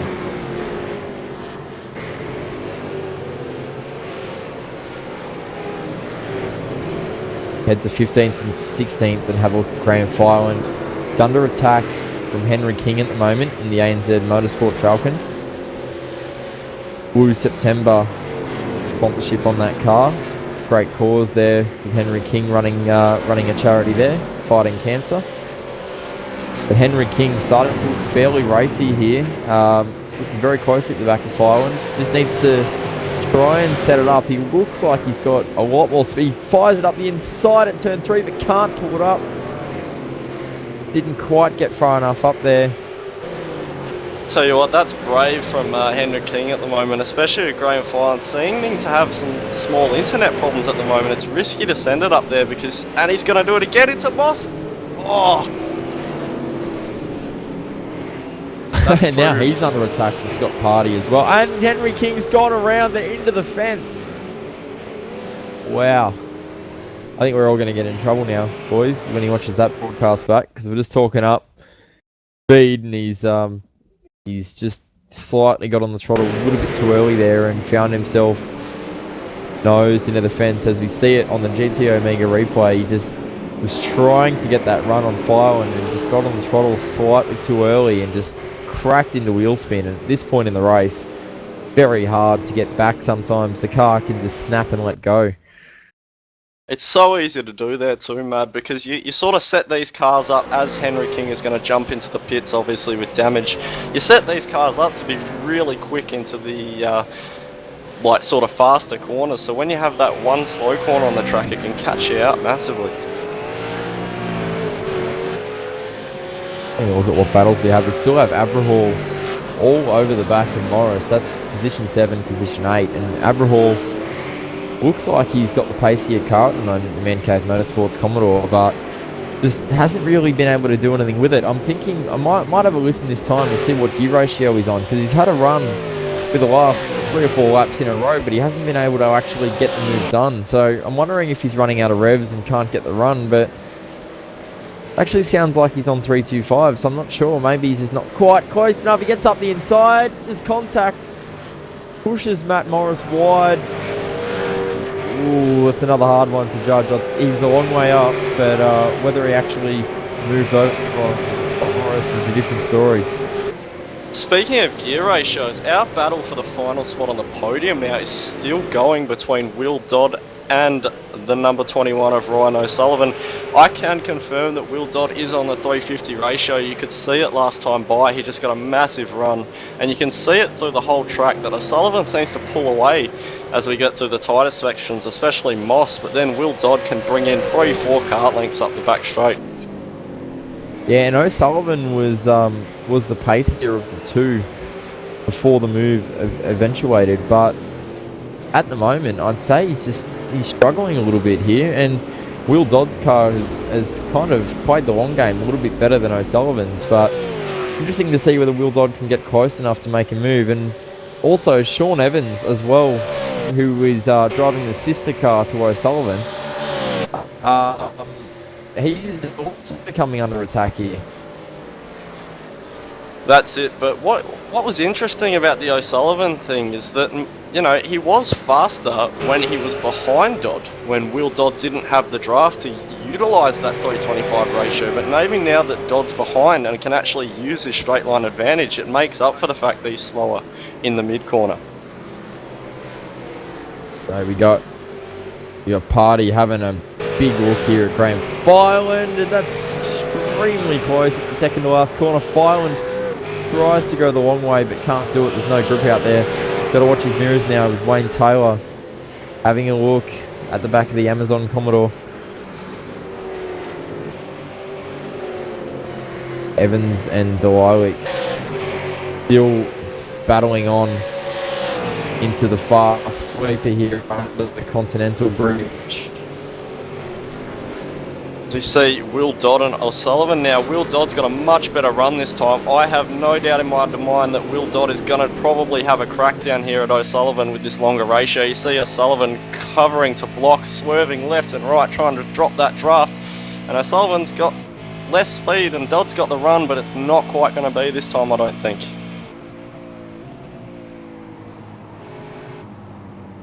Will Dodd still not able to get up there. Runs a little bit wide, but manages to still hit the apex. Having a look back up the front, and Stephen Clark is just monitoring that gap between McLeod and Clark, and it's 2.3 seconds advantage to McLeod, but Clark actually matched McLeod on the last time by. The 13th and 14th, we've got side-by-side battle at the moment between Ryan and Hender. Brian has the advantage now on the main straight, as Hender looks gain an advantage here, but they've got to keep an eye in their mirrors. The simulated Commodore behind of Mitchell Chilak.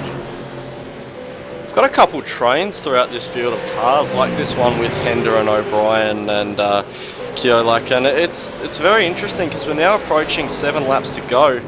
And this is really where the moves need to be made, and it's going to be really desperate. We saw it in the last race, a couple of guys having to just send it. Yeah, so Jones and Morris, once again, in a little bit of an argument here. Interesting to note, Abrahall has that position now over Morris, so he's been able to get that done while we've been away. Jones and Morris are back together, if I'm not very much mistaken. They were battling a few laps ago, about 5 to 10 laps ago. That's absolutely right, but just seems like they've come back. You know what it could be, Madison, is Matt Jones may have actually, as he gets loose off the last corner, may have actually had to redress that position to Good point. Matt Morris after that contact in turn 3. That's a very good point, Jake. I completely forgot about that incident. So that may be what has actually happened there. Dodd and O'Sullivan now as they're coming up to turn 5. Sullivan's looking very loose and skittish on those rear tyres.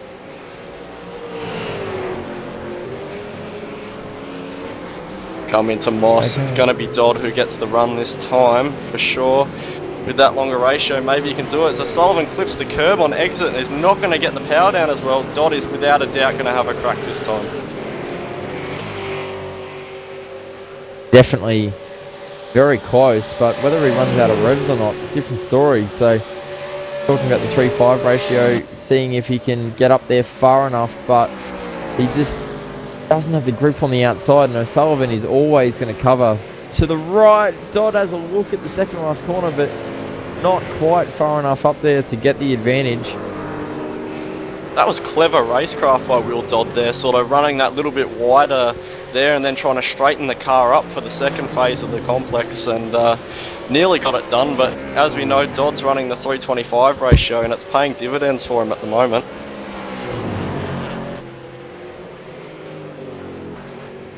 Mitchell McLeod continues to lead this one, and he currently has 3.4 seconds over Clark, so he's been able to build that margin in the last few laps. And 19.4 for Mitch last time by 20.2 for Clark in second. So I think Mitch has managed to hold on to his tyres a little bit better than Sandman has there in position 2. But O'Sullivan, once again, we look at it at Moss. Will Dodd tries to square this exit off, get nice drive. He does. That's a beautiful exit onto the back straight. This could be the lap. He's got a big run. This is absolutely the lap, Matt. He's certainly going to have a go because we've got 5 laps to go now. He goes, he looks, he wants to stay in that draft, and when he runs out of revs, he's going to go for it. Goes to the outside. Can't get He's far. kept it there. Oh, he's got to stay on the groove. He's going to do it. He's going to go the long way. Oh, Looks like a little bit of netcode contact there, maybe. I think it was okay though. I think even if there was contact, he was a long way up. So not a bad move there from Will Dodd. Now, interesting to see if O'Sullivan is able to fight back. He, of course, got the move done earlier in the race and has lost that position back to Dodd. So, interesting here to see if O'Sullivan has anything for Dodd. sensational driving by Will Dodd, but O'Sullivan is going to have to do it in these sections of the track because we know Will Dodd's running the longer ratio and we'll have nothing for him. We got Abrahall beginning to catch Delilah, and he's done a very good job, Abrahall. He qualified 14th, he's up to position 7, so that's a reasonably good drive from Mitch Abrahall, but I did expect that at the start of the race. He probably was a little bit further back in qualifying than he would have liked, and for an ex-top split driver, I think, yeah, it's definitely where he would have wanted to finish. Probably aiming up there for a top 5, I'd say. Bit of inspiration from you last round at Spa, maybe, Matt? Something like that, maybe. I don't know, but at least he hasn't had a drive-through. That makes your life a bit easier. Yeah. Although he hasn't had safety cars, so no safety cars as of yet in this race. I'm going to say yet. I doubt we're going to see one with only 4 to go, but we always do have that risk of safety cars here. So Brenton O'Brien and Kerouac, and O'Brien runs very shallow at the end of the back straight, and Mitchell goes around the outside and gets up there far enough, gets the move done, clears O'Brien. So that's a positional change. That's Mitchell Kerouac up to position 13, and O'Brien is coming under attack now from Brett Hender on the front stretch as well. It's interesting, we commented a few laps ago about how, you know, it's really rare that we've seen guys going around the outside there, but we've seen Mitchell and Will Dodd both do it in the last lap, and maybe that bit of the track's starting to clear up. Maybe guys have been running wide and sort of clearing the track up a little bit. Yeah, and possibly as well the temperature of the track. We know the temperature of the race line gets hot, and as the track gets hotter in most cases, it gets less grippy. So maybe the track's a little bit cooler out there, and because a few guys are starting to go around the outside, the marbles are clearing and there's a bit of rubber being put down. So I'll be right there, Jake. It's Abrahall up to the inside. Massive Nicely move. done. No doubt Sanjan had to give a little bit of room there to make that clean, but very good drop move by Mitchell, and he's going to come back. Oh. I think Abrahall's got that done now. He's got margin. Abrahall has pace. Bottom line there, he's up to position 6, and basically the fastest car around in that battle pack. So interesting to see if Abrahall can get to a top 5. That's it. Even with that big lunge, he was 6/10 faster than Sean Evans, who's the car in front of him at the moment. So it's definitely going to be on between these guys as we have 2 or 3 laps to go now.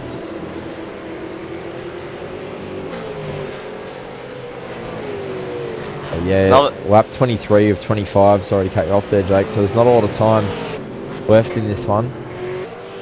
As we expected, Will Dodd has been able to make a bit of a margin over Ryan O'Sullivan at the moment, which is interesting. Ryan just doesn't seem to be able to bring it back in as they pass. I believe that's Simon Black in a bit of a dented and bruised GTO Omega Falcon. Yeah, he was unfortunately caught up in a bit of an accident there on lap 1. I can't remember if it was a turn 1 accident or not, but he had damage after all the lap 1 shenanigans with the first few corners. So it's disappointing for Simon Black. He loves racing in the series, that he's done such a fantastic job adminning and running over this past year and a half. So Simon Black there with a fair bit of damage, unfortunately.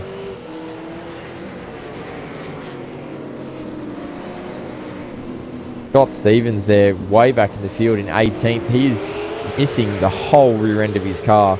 That thing looks like a handful, and Shepherd's is not much better, but at least it has a rear wing, albeit bent. But these guys are fighting extremely hard, considering they're 18th and 19th respectively. I reckon if you put Jamie Kingston, Dylan Shepherd and Scott Stevens 18th, 19th and 20th cars together, you might get an operating V8 supercar out of that lot. Yeah, it looks a bit that way, doesn't it? The front of Kingston's car is missing the whole bonnet. So those 3 cars, very, very second hand. Mitchell McLeod now is just getting by backmarker as he's going to come out of the last corner in a second to take the white flag with Sandman Clark in second. It's really been the stars of the race, these guys. They put on an awesome show and put some consistent driving in, but it's a bit of a shame Sandman just couldn't get there and unfortunately couldn't challenge Mitch that much for the lead. looking at it now, and he did a 19.5 last time by. Mitch would his lap 4 lap time was a 19.5 as well. So it's been great consistency for Mitch McLeod. He's held onto those tyres crucially, and he's just driven really well. Basically, he's been the most consistent driver by far. That's it, and of course Mitch maybe not being in the top split might have not actually put the same amount of practice in as he normally would, and has actually improved over this race maybe. Yeah, I'd absolutely say so. It was I know it was Mitch's birthday last week, and it was towards the end of the week, I believe. I think it was the Friday from memory, and Mitch, no question, would have been enjoying some birthday beverages. So a bit down on practice, but he's done everything right here in split 2. He has basically just led the lights to flag, and only had a little bit of pressure from Stephen Sandman Clark in the opening laps, but after that turned the mirror away, looked forward, and Mitchell McLeod in the Tall Kink 4 Motorsports Commodore takes the win in round 12, split 2, with Stephen Sandman Clark coming home in second in the Hybrid Racing Simulations TTR Commodore. Great drive for him. And third position, we have Will Dodd, GTI Multi-21 Sim Racing, after a fantastic battle with Ryan O'Sullivan, Jake. That's it, and of course Ryan will get 4th, and Sean Evans will get 5th, and didn't quite get Mitchell Averell in 6th, did not quite get to Sean Evans as we thought he might, but still a fantastic drive from Mitch Averell, 14th on the grid to 6th. O'Brien fighting with Scott Party on the last lap, he backs him right up. Oh, that was... O'Brien parked that on the apex then, left him nowhere to go, and held on to that spot, did Brenton O'Brien in 14th. That was a good little fight at the last corner, last lap.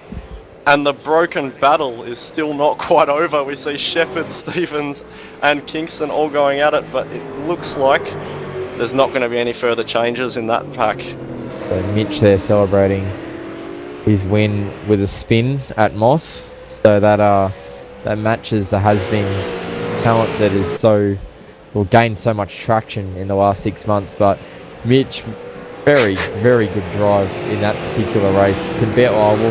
Can we call him a has-been? Possibly. Well, it would be fair to say that this probably wasn't one of his most victorious wins, but still a very good drive from Mitchell McLeod. Very consistent, and he probably did deserve to be in the top split tonight. As Mitch McLeod puts it in the sand trap. And gets collected as well, so Mitch trying the celebratory drift. He's out of practice, is McLeod. He probably hasn't had a victory drift in, maybe 18 months, 2 years, so we'll forgive him. We'll forgive him for that, but I better stop giving him heaps. So we got the race results on screen. Mitchell McLeod did win that one, as much as we're picking on him right now for crashing and everything after the race, but great drive, Mitchell McLeod, for 4 Motorsports. Stephen Clark, position 2. Will Dodd rounding out the podium there for Multi-21 Sim Racing. Ryan O'Sullivan in 4th. Sean Evans 5th. Abrahall 6th after starting in 14th. That's a good drive. Sanjin Delilik in 7th. Matt Jones 8th. Matt Morris 9th. Sawtell ended up 10th. Brian Borg 11th. Mark D. Kelly there in 12th. Mitchell Chilak in 13th. Brenton O'Brien 14th. With Scott Party right behind him in 15th. Graham Fireland finished 16th. Stevens, Shepherd and Kingston 17th, 18th and 19th, and those guys had huge damage to their cars, as Jake touched on. Tony Clark a lap down there in 20th. Jaden Mollenhaw 21st. Brett Hender 22nd. Simon Black 23rd, 6 laps down. And then we head down to the guys that had bad damage due to incidents throughout the race. So we had Wayne Taylor, Henry King, Sam McLeod, Brett Selby Wood, Jeff Gorchie, Sean Thompson, Luke Betts, Daniel Trim, Adam Highland, all unfortunately finishing multiple laps down with huge amount of damage in that one. But that was a very exciting race. That was absolutely fantastic. There were so many battles up and down the field. Yeah, that was certainly spectacular. It's certainly interesting to see how this sort of Mosport produces this kind of battle pack racing where we're seeing packs of 2, 3, 4 all just sort of struggling to get by, and at a track like Mosport it's so difficult to get by without these big braking zones, so that's how we saw these big lunges. But it'll be interesting to see, having the experience from the first race and then seeing the results in this split 2 race, if any of the guys in our next race actually choose to go for the 325 ratio, because we saw that was a big problem in this last race. Yeah, absolutely. And we've also got pit stops in the next one as well. So we'll have to factor setup and strategy and everything now in this one a lot more than the first race. So I'm interested to see how this plays out. I'm honestly got no idea what I'm going to do. I'm probably going to go and hit up Brock Salmon for a setup, judged on his ridiculous pace. That's the only way I can put it. It's absolutely insane. So I'm hoping that somehow that's going to gain me 20 seconds as well, but I'm doubting it. I think Brock Salmon's going to be very hard to beat, judged on the form he had in the first one, but we'll give it a go. Good luck in the next race, Jake, and yeah, if we're on the same part of the track, be nice. Will do, Mad. It was a great call. It was great calling with you, and I got to say, I have my doubts I'll see you much in the next race, but it'll certainly be a good race, and I know that if I see you, you're probably having a pretty average race. Well, thanks for watching the broadcast, guys. I'm going to shoot back over to Jay Kennedy and Reese Gardner now as we head to round 12, split 1, race 2. Thanks, guys. Cheers. Yeah, guys. Brilliant stuff there, broadcasting race 2, and of course, congratulations to Mitch McLeod for the win, Stephen Sandman Clark for the second place finish, and Will Dodd for the fantastic podium position. That was an incredibly good split 2 race, and it just makes me even more excited for the split 1 race 2. I think we'll go on a short break and gather our thoughts, and we'll be right back with you.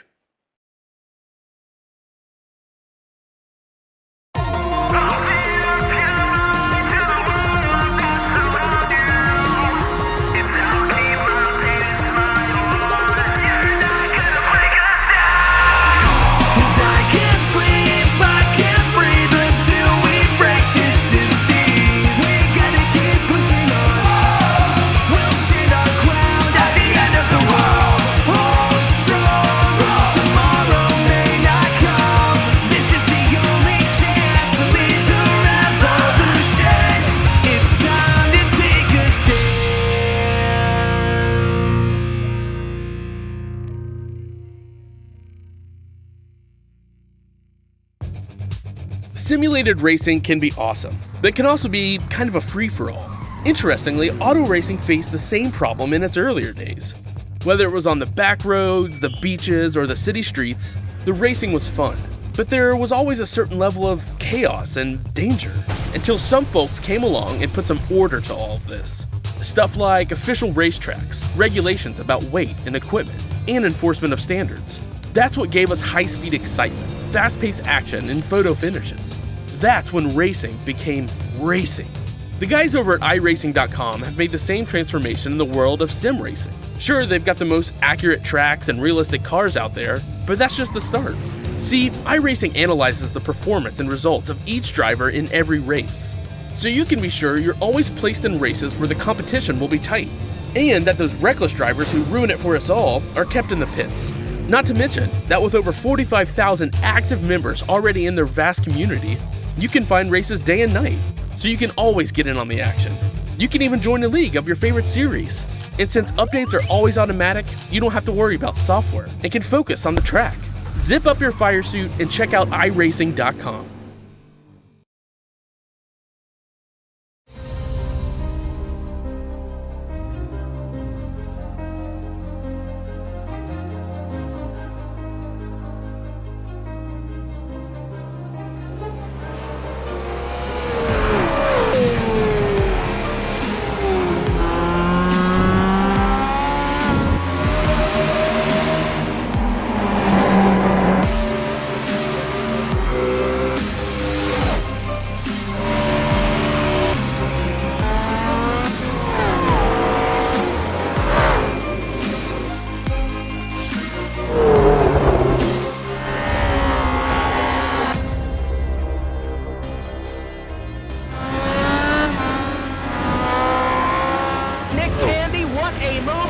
Truex on the outside, contact made. 56 slides in at a 4.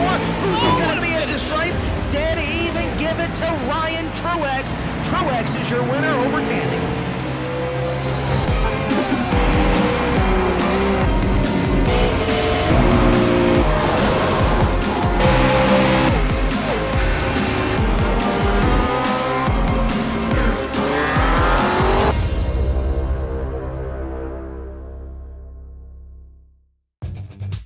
Simulated race.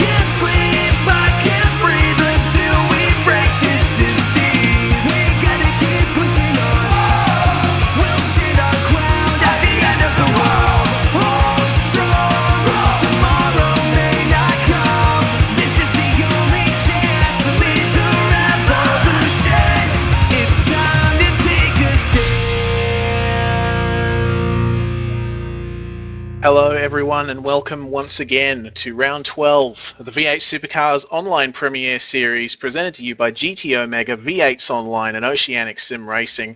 We're bringing you race 2 of Split 1. I'm Reese Gardner and joining me in the commentary box is the second place finisher in second split, Stephen Sandman Clark. How you going, Sandman? Good, Mr. Gardner. How are you? Yeah, not too bad. I'm really excited about this race coming up now. It's going to be spiced up just a little bit. Same lap count as race 1, but the fuel tank has been limited to 45% of what it usually is. So drivers are going to have to make a pit stop in this race. Oh, I do love that twist, mate. That's fantastic. I know just coming off that last race for 25 laps. Boys have the work cut out for them, but geez, tell you what, Canadian Tire Motorsport Park, this place has really turned it on for the V8 Supercars. Yeah, it certainly has. We saw some absolutely phenomenal racing in Split 1 and in Split 2 over the last couple of races, and I'm really looking forward to the racing in this particular race. We're in qualifying at the moment, about 10 minutes into a 20-minute session, of course, to sort of better simulate the track rubbering up throughout the course of a race weekend. Oceanic Sim Racing has decided that for this round at least, and possibly this round onwards, they're going to go qualifying and then straight into a race on the same rubbered up track. It's going to be very interesting.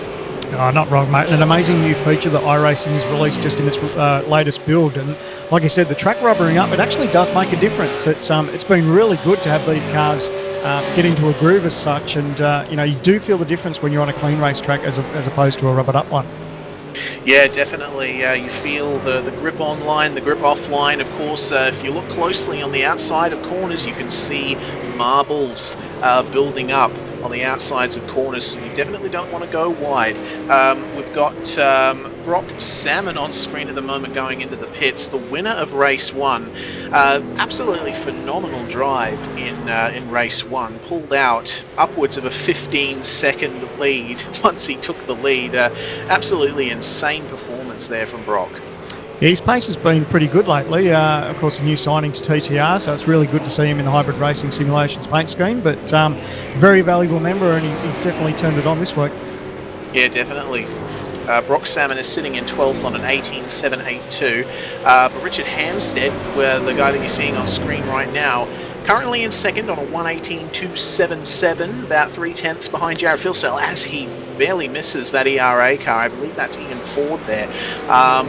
Yeah, Richard Hamstead on a hot lap right now, and he'll be looking to get a bit closer to P1 after a very good P3 in race 1. Yeah, only 2/10 off, not even that. So it's there's not a lot in it for Hammer, and of course, no matter where you go, lap traffic can be a bit of an issue. But of course, the one place you'd love a bit of lap traffic is right here where Hammer is, because if you can get a bit of a tow down this straightaway, or if you can call it a straightaway, it's definitely a big advantage. Yeah, definitely. Also, I heard Jake and Madison raise the issue in the broadcast for Split 2 about the rear end ratio of the cars, so the gear ratio.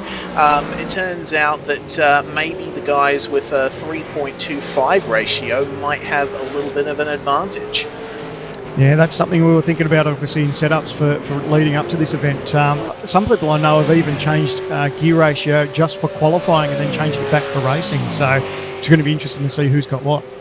Yeah, definitely. It makes sense, that decision to change ratios in between qualifying and race. Maybe a bit of a longer ratio for the race to aid in the draft. But of course, if you don't have anyone to draft with, it can become a bit of a problem. Madison down on screen at the moment, coming through the final turn. We'll see what kind of a time he lays down. Just a little bit. That's a 118.5. That's not as quick as his current fastest lap, but he remains in third place. Still a very good showing.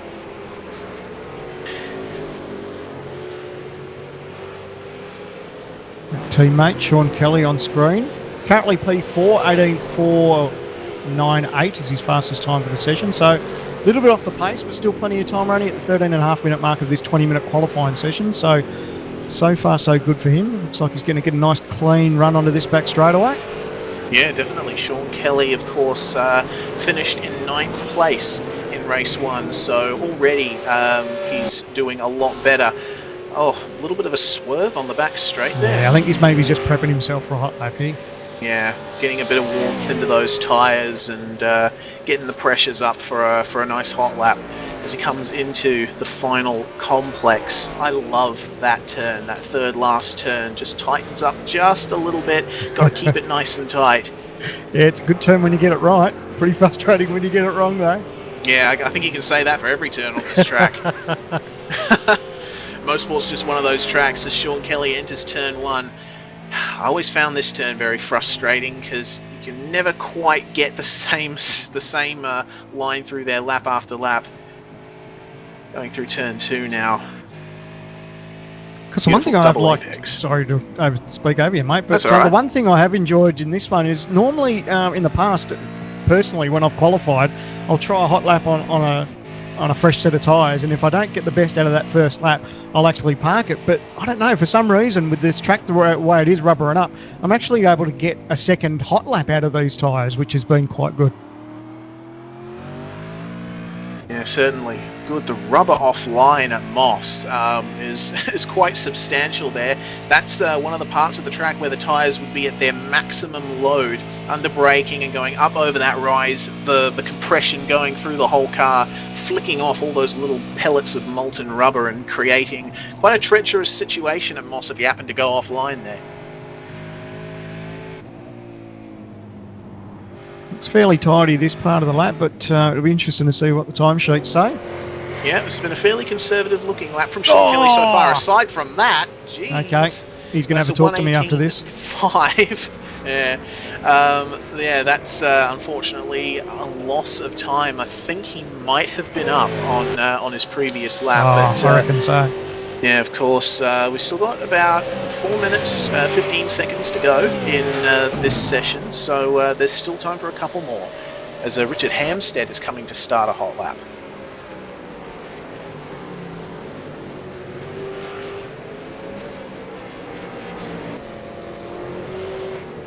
Looks like Hammer's going to abort this one. Okay, Josh Rogers behind him, on the other hand, I think might be starting a hot lap. Josh Rogers had a very good showing in race 1, finishing 8th after a race-long battle with Sean Kelly. And yeah, as I said in qualifying for race 1, certainly one of the rising stars of V8SCOPS, especially in the last couple of races, for doing an absolutely fantastic job for All Star Motorsports. And look at the times between them. Like at the moment, his fastest time's an 18.734. To make up one more spot on Brock Salmon, who's just in front of him, 18.714. So absolutely nothing in it between those guys. And of course, that's what you expect out of this field, is absolutely nothing in these qualifying times. And a tenth can be a huge margin to make up with positions on the racetrack. Yeah, this is easily, I think, one of the most competitive fields in organised sim racing at the moment. Incredibly close times all throughout the field. But Josh Rogers going along the back straight now, along the Mario Andretti straight, which is barely qualifies as a straight as it snakes up and down and left and right. Coming into the final turn now. That's, I think that might be Lee Ellis, or either Lee Ellis or Madison Down. As he goes into the pits, he's abandoned that lap. Oh, that was close. Ouch. I think that was David Madison Baxter had a bit improves. of a moment. Matt improves to a 18.363. That's a personal best, apparently, from Madison Down.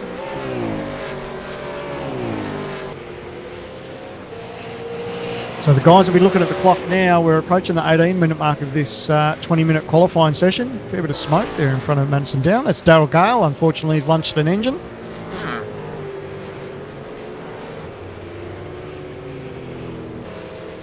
Looks like that might be qualifying done for Daryl. Has he escaped back to pits? Yeah, we'll have to get the okay from race control, but with the amount of time that's left in the session. Yeah, and either way, with the if he was granted the ability to escape back to pits, he would not be able to go out again according to the rules.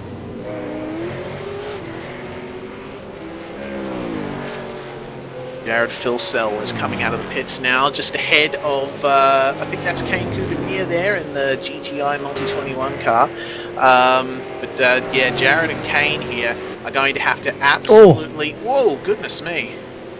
Yeah, a bit of contact there, but Kane? I think Jared's was taking it a bit easy on that outlap and took Kane by surprise slightly.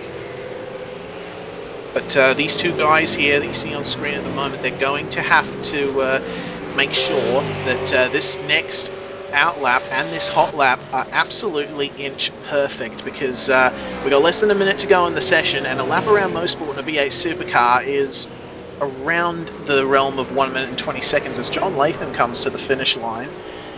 We'll have to see what kind of time he can put down. He's currently fourth on a 1:18.4. Crosses the line. 1:18.6. Well, if he decides to stay out for another lap, he will have one more chance to improve. Yeah, he may as well. With the amount of time that's on the board, he's not going to have another crack, so he may as well push on.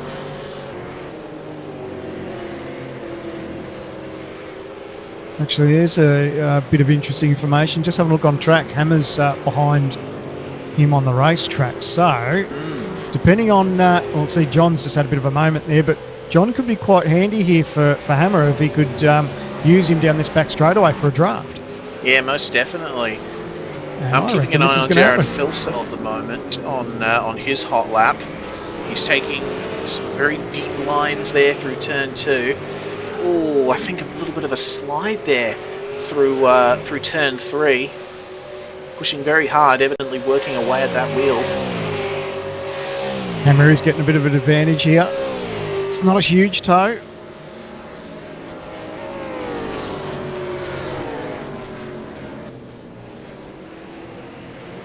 So the time he's looking for, current pole position, is Jared Filsell with an 18.040. Hammer's on an 18.277 in second. Comes out of the final turn. He'll cross the start-finish line. An 18.6. That's not an improvement. I think maybe Just a complete shot in the dark here as, Phil Cell slides through the third last turn, and that's going to cause the ERA car behind him to check up. Well, that's unfortunate. I was going to say, I think the reasoning behind like the incident would be maybe the rubber on the racing line is getting a bit too hot and losing grip.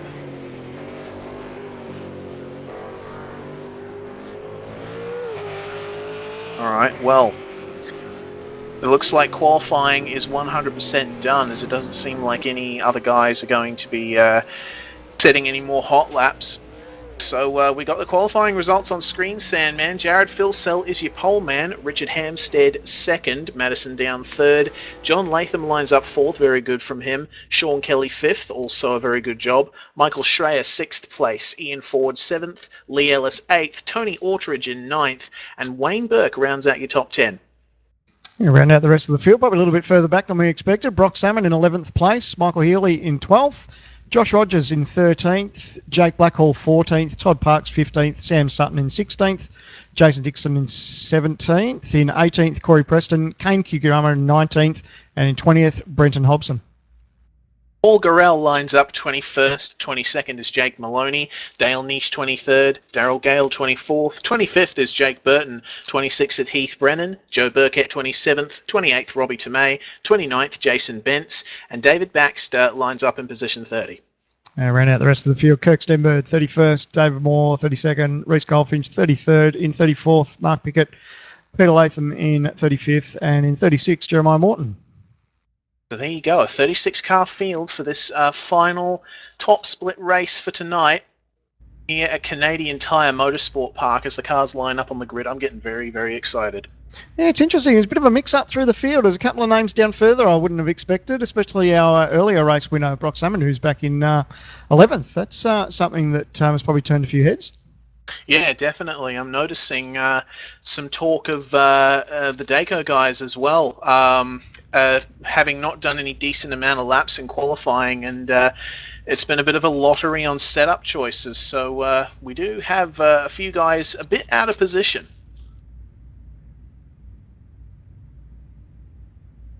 As we wait now for the clock to finish counting down. We've got 10 seconds to go. Looks like the pit window, because of course there is going to be a compulsory pit stop in this race, is going to be at the end of lap 2. After that point you are able to take a pit stop, and then before lap 24 as the revs rise, and we're going to get this race underway now. Good start from Latham back there in 4th. He's going to get down at the start. Great job. Now he's up on his teammate there, Hampstead. Very good. That's a TTL 2-3 maybe, but Madison Down is going to try and cover him. Yeah, he's on the wrong part of the racetrack though. He's got to be careful as they go into this left-hander. Plenty of room given. And get the job done. Nice job there as they come into turn 3.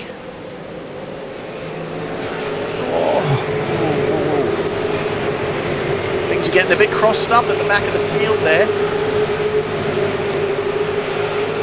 As they come into Moss, this is... I think there's someone off in the grass. As they come down to Moss, this is the first big choke point on that one. Oh! Through the grass too. Oh no, we got a car around. He's going to pull it up just in time.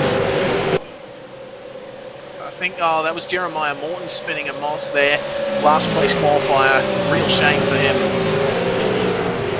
Or maybe it was Todd Parks. We're not too sure at the moment. We'll look into that. As they come towards the end of the lap, I think it's Jared Philsell leading the race at the moment. Oh, yeah, he's got his hands full though, Richard Hampstead. Yeah. They're quite pacey on this opening lap. Yeah, Jared Philsell leading, but not comfortably at the moment.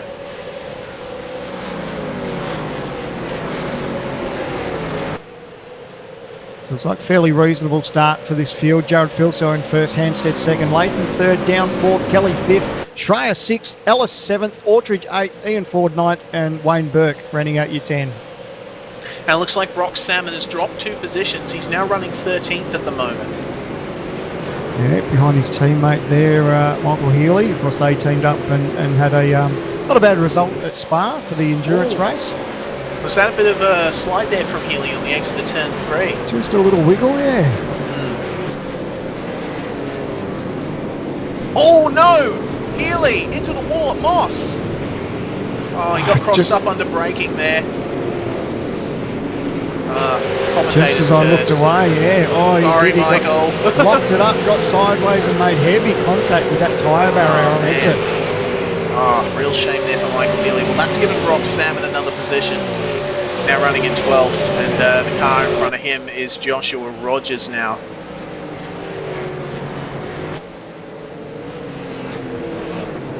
And focusing once again on the battle for the lead, Jared Filsell has pulled out a little bit of a gap there on Richard Hampstead. They come in turn 1 once again. Yeah, he was 3/10 up that last time round, 18.3 to an 18.6, so just scooched away a little bit. Of course, these guys will be thinking about tyre pressures at the moment. Of course, everyone starts their tyres probably a little bit different, and they will come in at different times, so maybe it's a tyre pressure game. We'll just wait for the next couple of laps to play out, but of course, Filsell looking very pacey at the moment. Yeah. Looks like the pit window will open at the end of this lap, lap 2. So after the guys cross the line, at the end of this lap, it's going to be all out, and all bets are going to be off, and we're going to see when guys are going to be taking their pit stops. It's looks like Ellis and Aldridge getting together a little bit, and John Latham feeling the pressure there from Madison down as they come down the straight. Madison in the draft. Oh, Tony Aldridge though. Yeah, he's going to look up the inside here, Ellis. Oh, teammates out of the same stable, different liveries, but nice job there for Tony Aldridge up the inside of Ellis. Yeah, very good job. Oh, Ellis maybe got a little bit of a tag there from Ian Ford. Of course, that's... Sorry, mate, go. That's all right. I was just going to say that gives him a little bit of a... Oh, John Latham and Sean Kelly, though. Oh, looks like Madison Down ended up getting past John Latham, and now Latham is under a bit of an attack from Sean Kelly. We got a GT Omega replay of that. Yeah, he just got down a nice run with the draft and just threw it up the inside. It was actually a nice move there underneath the Latham. Then, of course, had to fight round the outside near pit entry. Got the job done.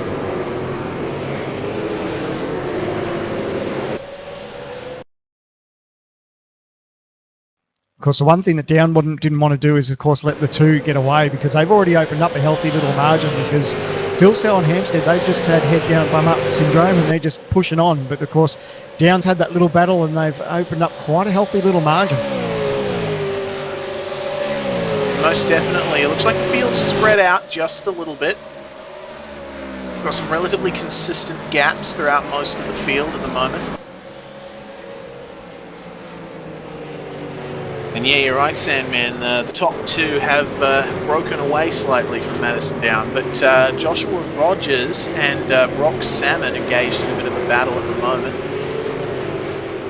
Oh, looks like he might carry a bit of pace here when we look up the inside. Oh no, smart man just backed out of it. Yeah.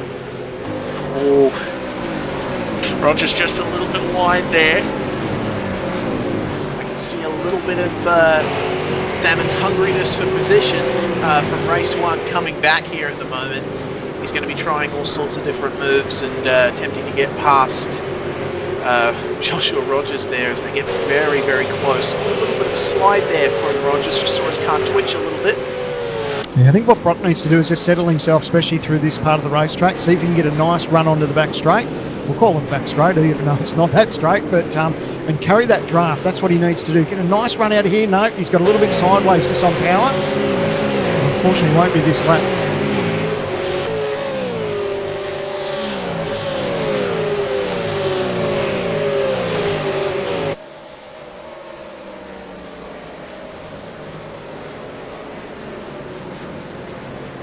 A little further up, you've got Ian Ford, Wayne Burke.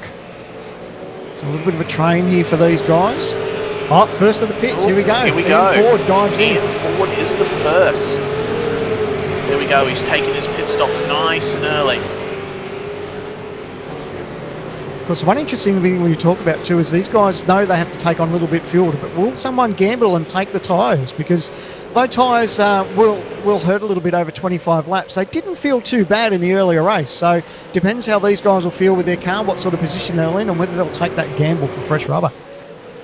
Yeah, most certainly. I'm getting some news from the steward's box. 9.8 second stop there from Ian Ford, by the way. We got 2 pit lane penalties. Car 29 for lap 1, incident at turn 6, and car 38 for lap 3, turn 6. So, car number 29 is Jake Maloney, and car number 38 is Mark Pickett. So those two guys have had to take a pit lane penalty for actions earlier in the race. So now the eyes go to the leaders, because when will these guys pit? What will they do? It's early stages, lap 6 over 25 laps. So will they think about diving in? Front 2 say no. Down says no. Latham also says no. Many people are saying no. Yeah, and they may be thinking about this because, of course, if you want to think about tyres, it may be a gamble to take. Oh, Brock Salmon. Oh, he's going to think about a move up the inside. Oh, man, that's close. Rogers is just a little bit wide, but you can hold that line at the outside turn 1 as Kugamia pits. Now, what sort of run has he got through here? Can he think about a dive? He will. He'll think about a dive up the inside here. Yep, he will. Pulls it up nice and tight. Nice room there given by Josh Rogers. These guys will get on the throttle and he'll grab position, so Brock Salmon will tick another one off. Yep, move done for Brock Salmon.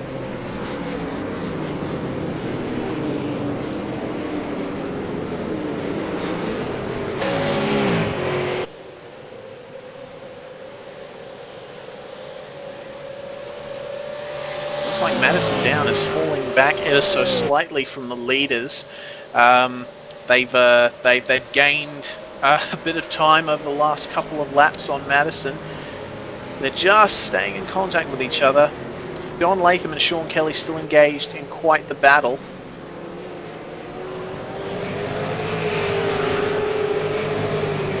There's one thing that the leaders do enjoy is Phil Seld and Hampstead. With them just staying line of stern, they'll actually pull themselves down that straightaway. So it's actually quite beneficial for them to run this way if they're not going to think about making a move, or if they're just sort of sitting pretty for the moment. Just stay tucked up in that draft and sort of push each other along and maybe open up that margin. Because last time round, Down did a 19.1, 18.9 for Richard Hampstead and an 18.9 Jared Philsell. They actually did exact same lap times last time round, an 18.995 for both drivers. Yeah, definitely. It's very reminiscent of oval racing, in fact. Just holding station, making sure that you stay in touch with your rivals, and then wait until towards the end of the race to try and make your move. Of course, in saying that, this lap actually Down looks like he did move up a little bit, so he has closed that gap a little bit. And of course, one thing we can think about is Hampstead, who is sitting back in this draft, could be saving fuel. Yeah, definitely. That's a bit less fuel that he's going to have to take at his mandatory pit stop, and of course, with the fuel tank being limited to 45% of its normal capacity. Oh, a little wiggle there. Sorry, Phil Sell just had a little wiggle there under brakes, and Hampstead just had a bit of a sticky nose. Again, he's wiggling, moving around. Dear. He's going to dive into the pits. No, it's going to be a fight. So Hampstead's going to get on the Here we pedal. go. Moving contact. He grabs onto it, holds onto it. They both carry on, but as that happens, Down's in pit lane. Oh, wow, okay. Kelly, Ellis, Ortridge, that's a bunch of TTR guys going into the pits. Salmon, Jake Blackhall as well. Oh, wow, bunch of guys coming into the pits here on lap 9. Perfect. That's exactly what Down needed to do. He could see these guys squabbling a little bit, and of course they've cost themselves just a little bit of time because they were fighting and getting a little bit sideways. Down gets into the pits and hopefully has a bit of clean track when he comes out. Yeah, definitely. When that little incident that they're having, and of course, you know, the continued squabbling, yeah, that's definitely going to put Phil Sell and Hampstead back slightly. If I was these guys, I'd pit this time round. Yeah, I would too. They're going to lose too much time otherwise.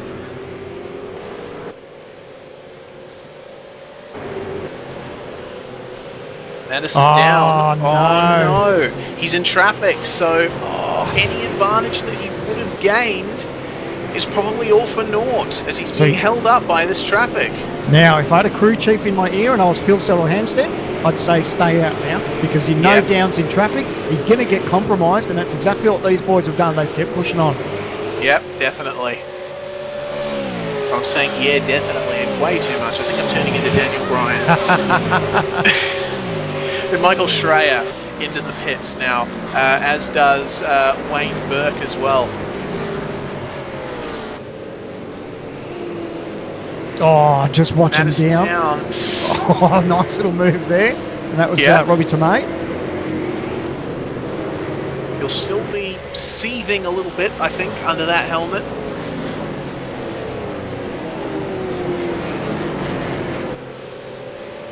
Seems that everyone is about 10 seconds or so for the pit stops. The slowest so far has been a 10.9.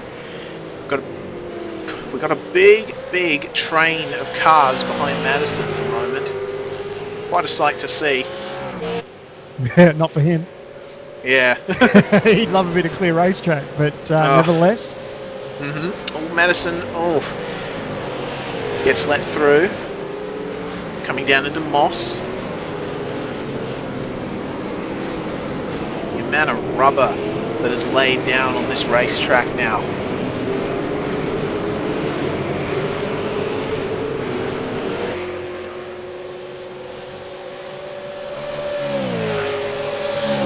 Looks like Phil Sell and Hampstead. I think the best option for them would be to go right to the end without pitting, because they're doing all right, and their main competition, which was Madison Down, has been having traffic issues. So, ooh, I'd love to know how close it is on fuel, whether that's actually an option.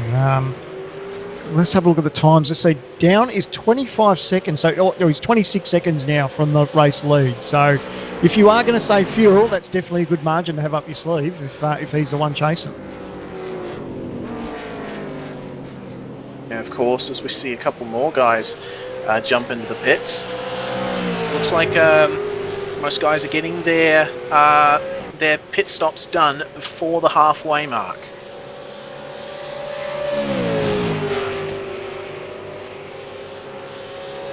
Don Latham's still in third, of course, doing a very good job there, holding station very nicely.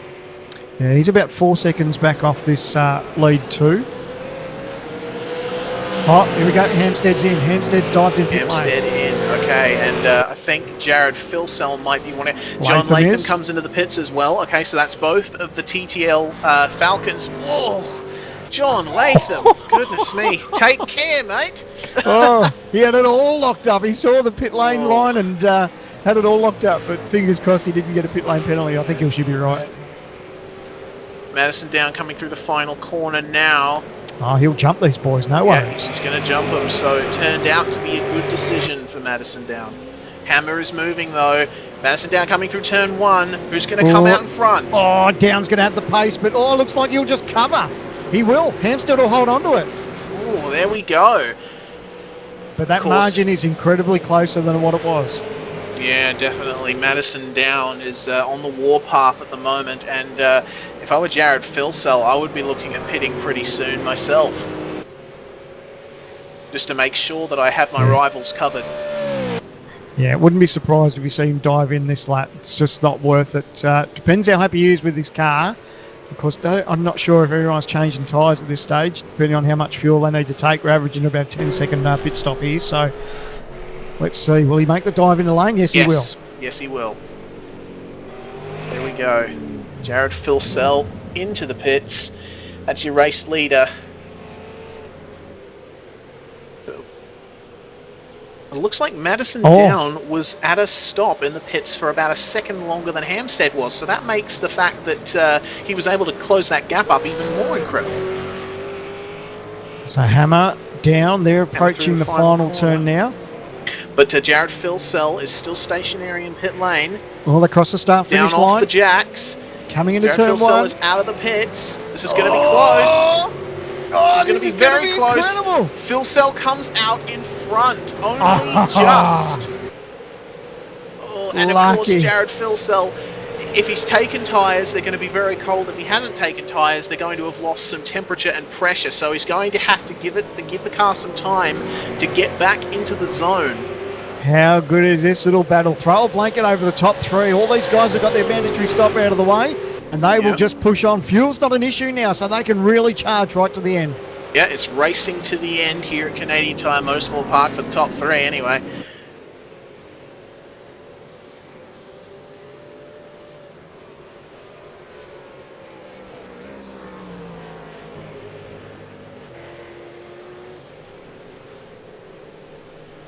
So Josh Rogers is one of the guys that hasn't pitted yet. He avoids the pit lane for one more lap.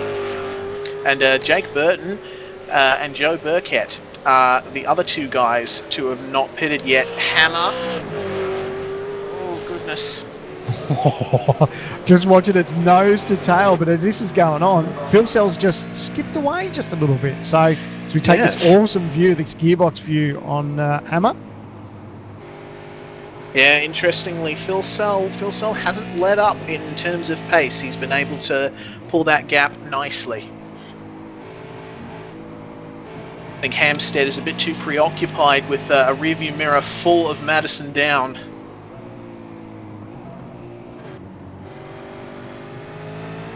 Josh Rogers is your current race leader. Corrected race leader will be Jared Philsell once all the pit stops cycle through. Oh, damn. Hammer. He's just putting his nose there. That's no way that's a legitimate passing move, but always good to move the car around in the mirror just to see. It looks like actually he's got a really good run down here this straight now. He's actually got a good toe. He's going to go to the outside. His work's going to be cut out for him, though, because he's got to get alongside Hampstead. And, of course, he's got to carry that speed. He's got to get side by side into the braking zone. It's going to be give and take here. On the brakes, oh, Madison on the brakes just an instant later. Can he hold it around the outside? Give now the he's got to a stab. Get the track position. Oh.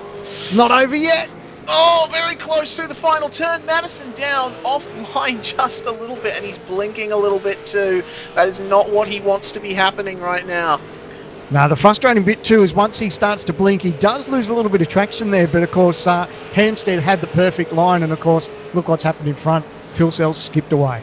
Yep, there we go. Joe Burkett is now in the pits, so that leaves only two guys, and they are currently your top two on track at the moment, Jake Burton and Joshua Rogers, to have not pitted yet. I think they might be just padding some laps and just getting some time in clear air to see what kind of an advantage they can get. Oh, Ian Ford and Brock Salmon. Very tight! He's got it sideways! Oh, he's held onto it too! That is Fantastic! all he's going to hold onto it! He kept it off the tyre barriers! Oh dear. And Ian Ford is not going to like that at all. Oh, still under pressure from his teammate, Jake Blackall. Oh, but Brock Salmon and Burke's Wayne going to Burke. get him. Oh, Burke's got position up the inside. Yep, he just has to back out of it here. It's a long way around the outside, and he just Salmon was a bit too far offline to really hold it. But we're going to a GT Omega replay of that incident between Brock Salmon and Ian Ford. Whew, that I said in race one, that is definitely not a place that you want to go side by side. As Josh Rogers has pitted and is now coming out of the pit lane just behind Salmon and Burke. Man, how did Salmon hold on to that? That was just a little bit of touch there, and yeah, it was just as he was trying to gather it up, they made that second contact, and of course that pushed Ian off into the dirt. So unbelievable that both those guys are still on the racetrack. Yeah, still a very unfortunate incident, but Jake Burton is currently your race leader. Of course, as I said, not corrected race leader, but yes, he still has yet to make his pit stop. I think he might do so on this lap. Oh, actually, while that's happened, Downs got Hampstead. Oh, has he? So Downs in second, Hampstead third now. Oh, here we go. Or uncorrected, I should say. Yes. So, not sure what happened there. Last start round, 18.6 for Phil Sell, 19.1 for Down, 19.5. And, of course, the guys will reset the times again. So, a healthy little margin now for Phil Sell as he scoots away up front. But a position change for second and third between Down and Hampstead.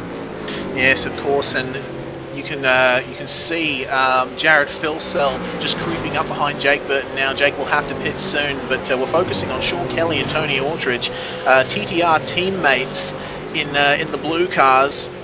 Kelly in the Holden, Aldridge in the Ford. As much as I love Tony, I'm gonna have to go for Kelly because he's got the Holden badge. Yeah, me too. It's in our blood. And according to the director, we both sucked.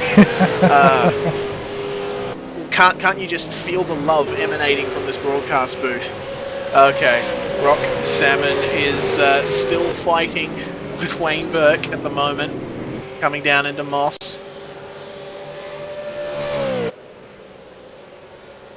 Sam Sutton was quite the winner out of all of that. All of those incidents happening around him means that he is now running in 10th position. It's always nice when you see a couple of people squabbling in front of you and you get to pick up the pieces. And Burton is now in the pits. Jake Burton is in the pit lane now. Filsell goes by and resumes the race lead. Madison Down resuming 2nd position. Richard Hampstead resuming 3rd. I'll keep an eye on Burton and see where he comes out. So Downs now, Filsell's got a 3-second margin over Madison Downs, so quite healthy at this stage for him. But Burton looks like he's going to come out around 14th, 15th position or thereabouts.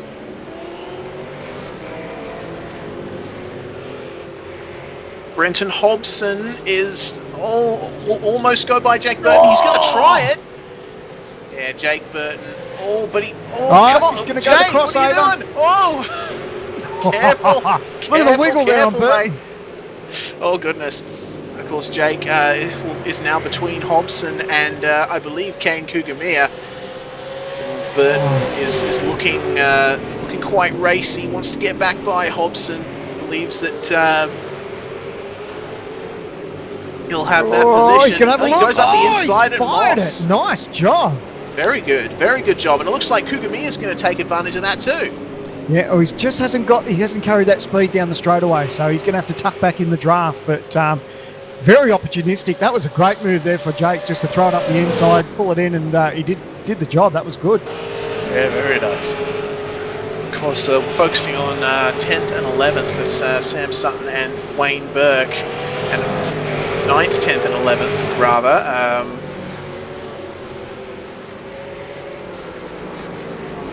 Oh, goodness me. These guys are incredibly close. We got 7 laps to go in this race.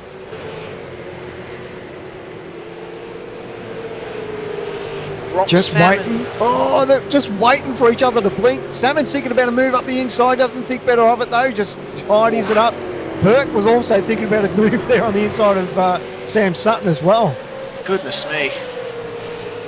We're going to chop a view over this battle pack. Fantastic view here of this 3-car train as they come into Moss Corner. Oh, this will actually show you just how Burke's trying to set him up. Jess has a little bit of a different line as he gets onto the straight. Now he'll use that toe. He's actually got a good run here. Yeah, I don't know why. He was just breaking out earlier, that draft there, so not sure why he did that, but maybe he's just going to try and fake him, look to the outside, but no. Yeah, no. Trying Thinks to cross better over. of a move around the outside. He's got good mid-corner pace here. Hanging Now, a move more up the curb inside. than Here he Sam goes. Sutton. Watch this. Oh, here we go. Yep. Oh, that's going to... Oh, and then and Salmon's of course going to that's look. compromised his exit. And Brock Salmon's going to try and go through on the outside of turn 1. Oh! Look at this! Salmon around the outside. Fantastic move. Sutton There can see we it all go. happening behind him. Yeah, and of course I think Sam's just going to be looking pensively in his rearview mirror, thinking about... Oh, Now Brock just needs to be careful. Doesn't want to keep the door on the inside because he'll fire up the inside. Oh, Burke will look. And that's exactly what he's done. He's done it. He's pulled up the inside composition back. Yeah, Burke had the grip there on the racing line. Brock Salmon, I think, just went a little too far off the rubber there. And it looks like we have Rogers joining this battle. Oh, Ian Ford and Jake Blackhall as well. Oh. This is great. Goodness me. This is a full-on freight train now. Rogers. Rogers had a big moment just on power down. He got a little bit sideways. And it looks like Ian Ford may have a little bit of a run on him. He's going to want to get to the inside. Oh, he's going to shut the door. Yes, he will. He looked to the inside. Ian Ford under brakes. Oh, he's got the nose there. He hasn't quite got the car along. Yes, he has now. Side by side. Oh. He's going to have his work cut out for him. Ford on the outside now. Goes around the right left-hander into the right-hander, and he'll get in position. Good job there from Ian Ford. Fantastic racing. Oh, it's not over yet. He's thinking about a run up the inside. And Rogers going to try it. Oh, Goodness me. I love it.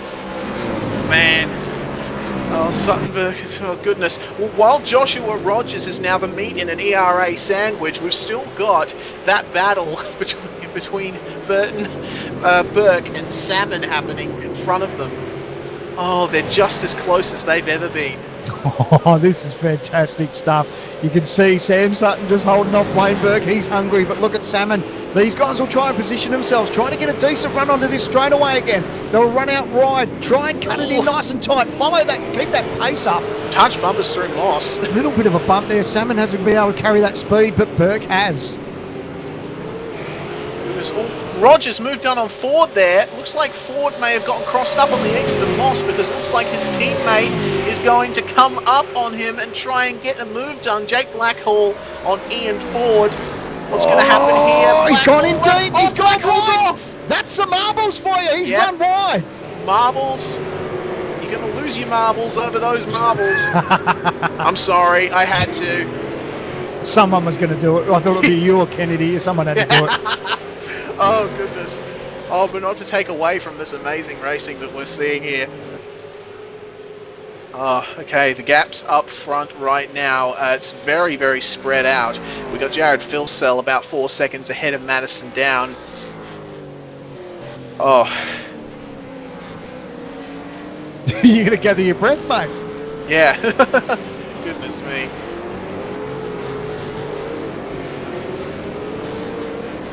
Check out this battle between teammates, the Hybrid Racing Simulations Commodore and Falcon. These guys having a good little battle here for 4th and 5th. A little bit of lap traffic for them to deal with, but nice job there for Jeremiah Morton. Just moved out of the way for these guys. Yeah, very well done from Jeremiah there. Ooh. Oh, gotta say, it's so amazing watching any kind of car race at this track. Mosport is truly a track that just brings out the best in anyone, in any car. It's fantastic. So lap 23 of 25 laps are really dwindling away now. Jared Filsell, your leader, over 2nd place. Madison Down. Guy's got a healthy margin there, and Hampstead's dropped right back to 3rd. He's just starting to maybe fall back into the clutches of Kelly and Aldridge for 4th and 5th. All Sutton on Burke. Oh, goodness me. Meanwhile, this battle is still incredibly close here. 3 different teams here. Dayco Motorsport, Synergy Sim Racing, and TTR. And 3 very good drivers, Sam Sutton, Wayne Burke, and Brock Salmon. Still so close after all these laps. It's amazing how well they can keep this up for that long. And that's the beauty of this series. We say it week in, week out, regardless of where you run it. You don't have to run in 1st, 2nd, 3rd to have a great race on your hands. These guys will battle every inch of this racetrack. Doesn't matter if you're 1st or 21st. Oh, a little wiggle there for Wayne Burke. This might compromise him now because Salmon's got a good run down this straight now. Yeah, here we go. Burke moves to protect the inside. Salmon just has that little bit of a run. Oh, he might be losing a little bit of it. Yeah. Holding station. No, didn't have enough. I thought maybe it cost him some straight line speed there, but no. Oh, a little bit of nose to tail there between Salmon and Burke. Oh, dear. Can he get the power down? He's going to look up the inside here. Extra traction there. Oh, you'll think about it. No, it'll be a late dive.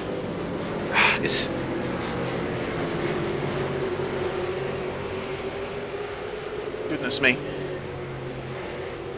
Someone's spinning through turn 1, I'm hearing from the director. I don't think I saw anything of that description, but I have seen Salmon blinking a couple of times. Yeah, None of our front runners at the moment because Phil Sell still healthy margin. 4.7 seconds over Madison Down in second. And then, of course, 7 seconds further back is Hampstead for third. And wow, it's already the end of this race. I want this to go on for another 25 laps, Sandman. These guys have turned it on. Of course, you can't fault Phil Sell. He's been tremendous in this race. Got the job done in qualifying, got a healthy 2/10 margin over Hampstead, and of course led from the front. And of course, got a little bit close there in the middle early stages because these guys were thinking about possibly pit stops, and of course the way that all played out, Phil Sell just managed to come out in front, and look at the margin. He's just started to pull away. Yeah, Jared Philsell doing a very, very good job there out in front. Madison Down as well in second place. And Richard Hampstead in third. Your top three very, very spread out at the moment, but still some really good driving from all of these guys. Of course, I think we have to give a bit of a shout out to the dynamic tracks in iRacing. It's really changed the way that these guys have approached the racing here, and it's certainly resulted in some very, very exciting action. Oh, you're not wrong, mate. I've had the pleasure of running it in the qualifying sessions, building up to this event, and of course through tonight's race. Had a bit of a run on the oval tracks with the rubber build-up, and it's been sensational. Great new addition to iRacing. It's been sensational. So Jared Philsell now going to come through the last couple of turns. He's driven a faultless race. Unbelievable. That Commodore has been hooked up. The SimWorks Commodore comes out of the final turn. He's got the job done over Madison Down. He'll take the checkered flag here at Canadian Tire Motorsport Park. Brilliant job there from Jared Philsell in car 94. Madison Down, car 77, crosses the line to finish second. Richard Hampstead will be your third place finisher, and close behind him, Sean Kelly and Tony Ortridge. Oh, Wayne Burke and Sam Sutton are still not done. Oh! Brock Salmon, oh dear. Oh, they're going to cross the line in that order. Oh, still. Great job. What a battle. What a battle. You that love was the those highlight battles. of the race for me. Fantastic. Awesome stuff. Wow. All right. Jared Philsell for ANZ Motorsports. Brilliant, brilliant drive from him. He didn't put a foot wrong, did he? No. He definitely had his work cut out for him when he came out of the pit lane. He knew he had to cover going into that turn, but after that, he just put the pedal on the metal and off he went. So tonight, that makes it 3 different winners in 3 different races. Ah, sensational. That's what you want to hear.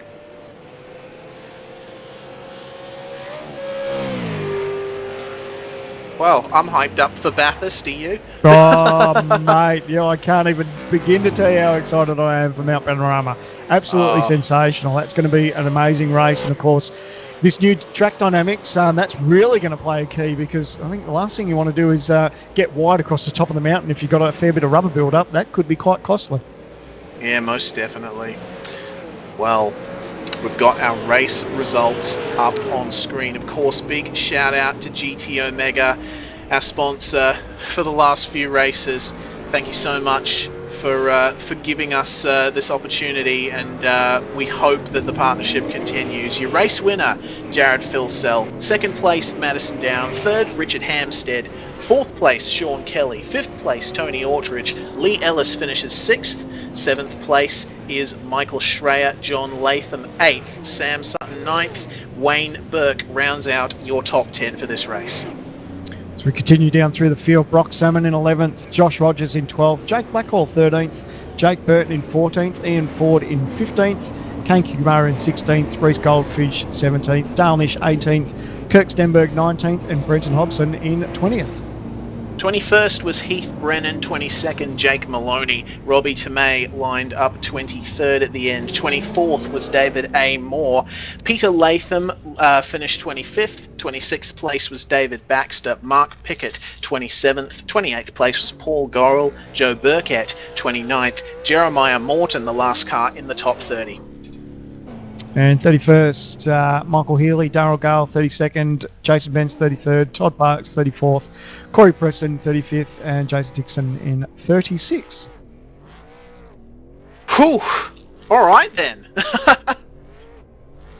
Oh, great night's racing. This place always turns it on. I haven't done a race here since, going back into the old days of the Sim Instruments Truck Series. So that's going back how far I've been since I've raced here.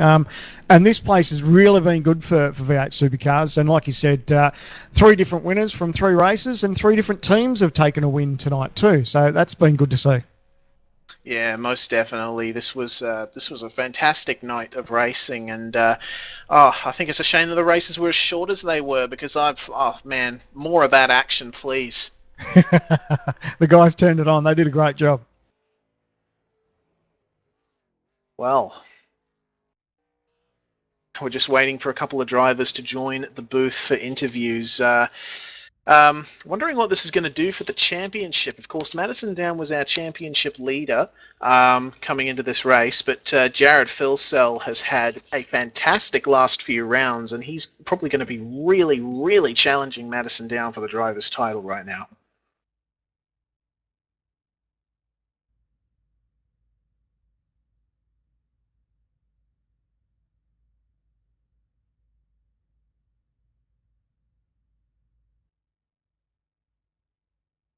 Well, for Bathurst, guys, I do have to add, there's going to be a special announcement. I'm not sure what it's going to be. I'm looking forward to it just as much as all of you are.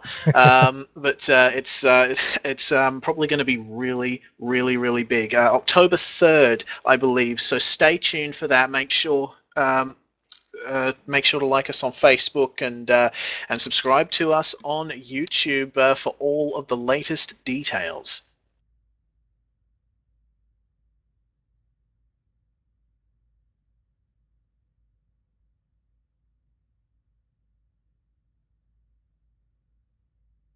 And we do have Jared Filsell now, a race winner for race 2 in the commentary box. Jared, congratulations. Cheers, mate. That was a tough race, that one. Bit slick than the first race, so yeah, a little bit slower.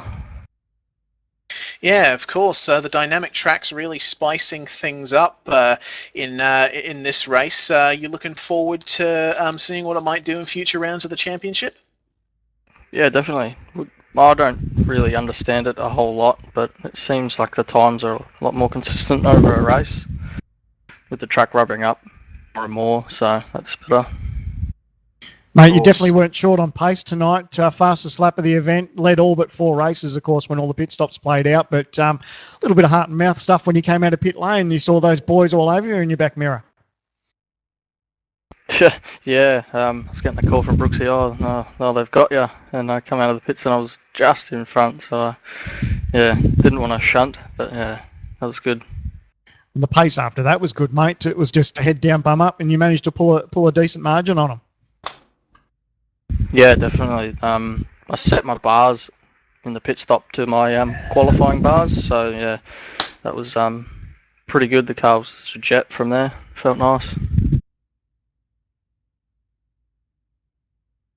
Well, of course, congratulations, Jared, on a really, really good round here at Canadian Tire Motorsport Park, round 12 of V8SCOPS. We're going to move on now to second place finisher in race 2, fourth place finisher in race 1, Madison Down. Madison, a winless night for you, but still some very good results. Yeah, not really what I was after, unfortunately. Race 1 just had massive internet dramas, and that in the end really hurt, so I was very frustrated by that. You know, you have when you have the lag, obviously it's not good on the broadcast, not good for anyone around you, but it also probably hurts you more than anyone else. You get a massive loss of grip, and as soon as you have a bit of a moment, your tyres are finished. You know, it's basically game over. So race 1 was marred by that, but it was awesome to see Brock Salmon win a race. It's the first driver outside basically the top 3 in race 2 that have actually won an individual race. That was cool to see someone else up there, and he drove very well. Congrats to him. But yeah, race 2, that was unbelievably boring from where I sat. I had a little bit of a battle with Richard, and yeah, I was actually nodding off in the. I only had about 2.5 hours sleep last night, so yeah, I was actually nodding off in the last 2 or 3 laps. I was that bored, so I couldn't catch Jared, and I was pulling away from Richard. So very, very quiet second race. Yeah, the start, it was interesting because you didn't have a bad start, but it was Latham managed to sneak up around the outside. So you had your work cut out for it in those opening couple of laps. Yeah, that hurt too. Didn't quite. I made a mess of both the starts tonight. Really, to be honest, the second one wasn't as bad as the first race, but just Latham got quite a good one and cleared me. So that hurt having to get back by him, and then we all, pretty much every TTR car pitted on the same lap, and we fed straight back out into a train of about 5 or 6 cars. So we had massive traffic on the rejoin after our pit stop, and we lost a bunch of time, probably 2 or 3 seconds in there. So it was pretty frustrating to come out right behind Richard, and then a lap later come out right behind Jared, because if it played, I mean, that's the risk you take, pitting that early. But it was just a shame that we had traffic instead of clean air. But anyway, that made the race a little bit interesting there for a sec. It was a good little battle with the top 3, but Jared just, mega pace. So well done to him. He absolutely flogged us in race 2.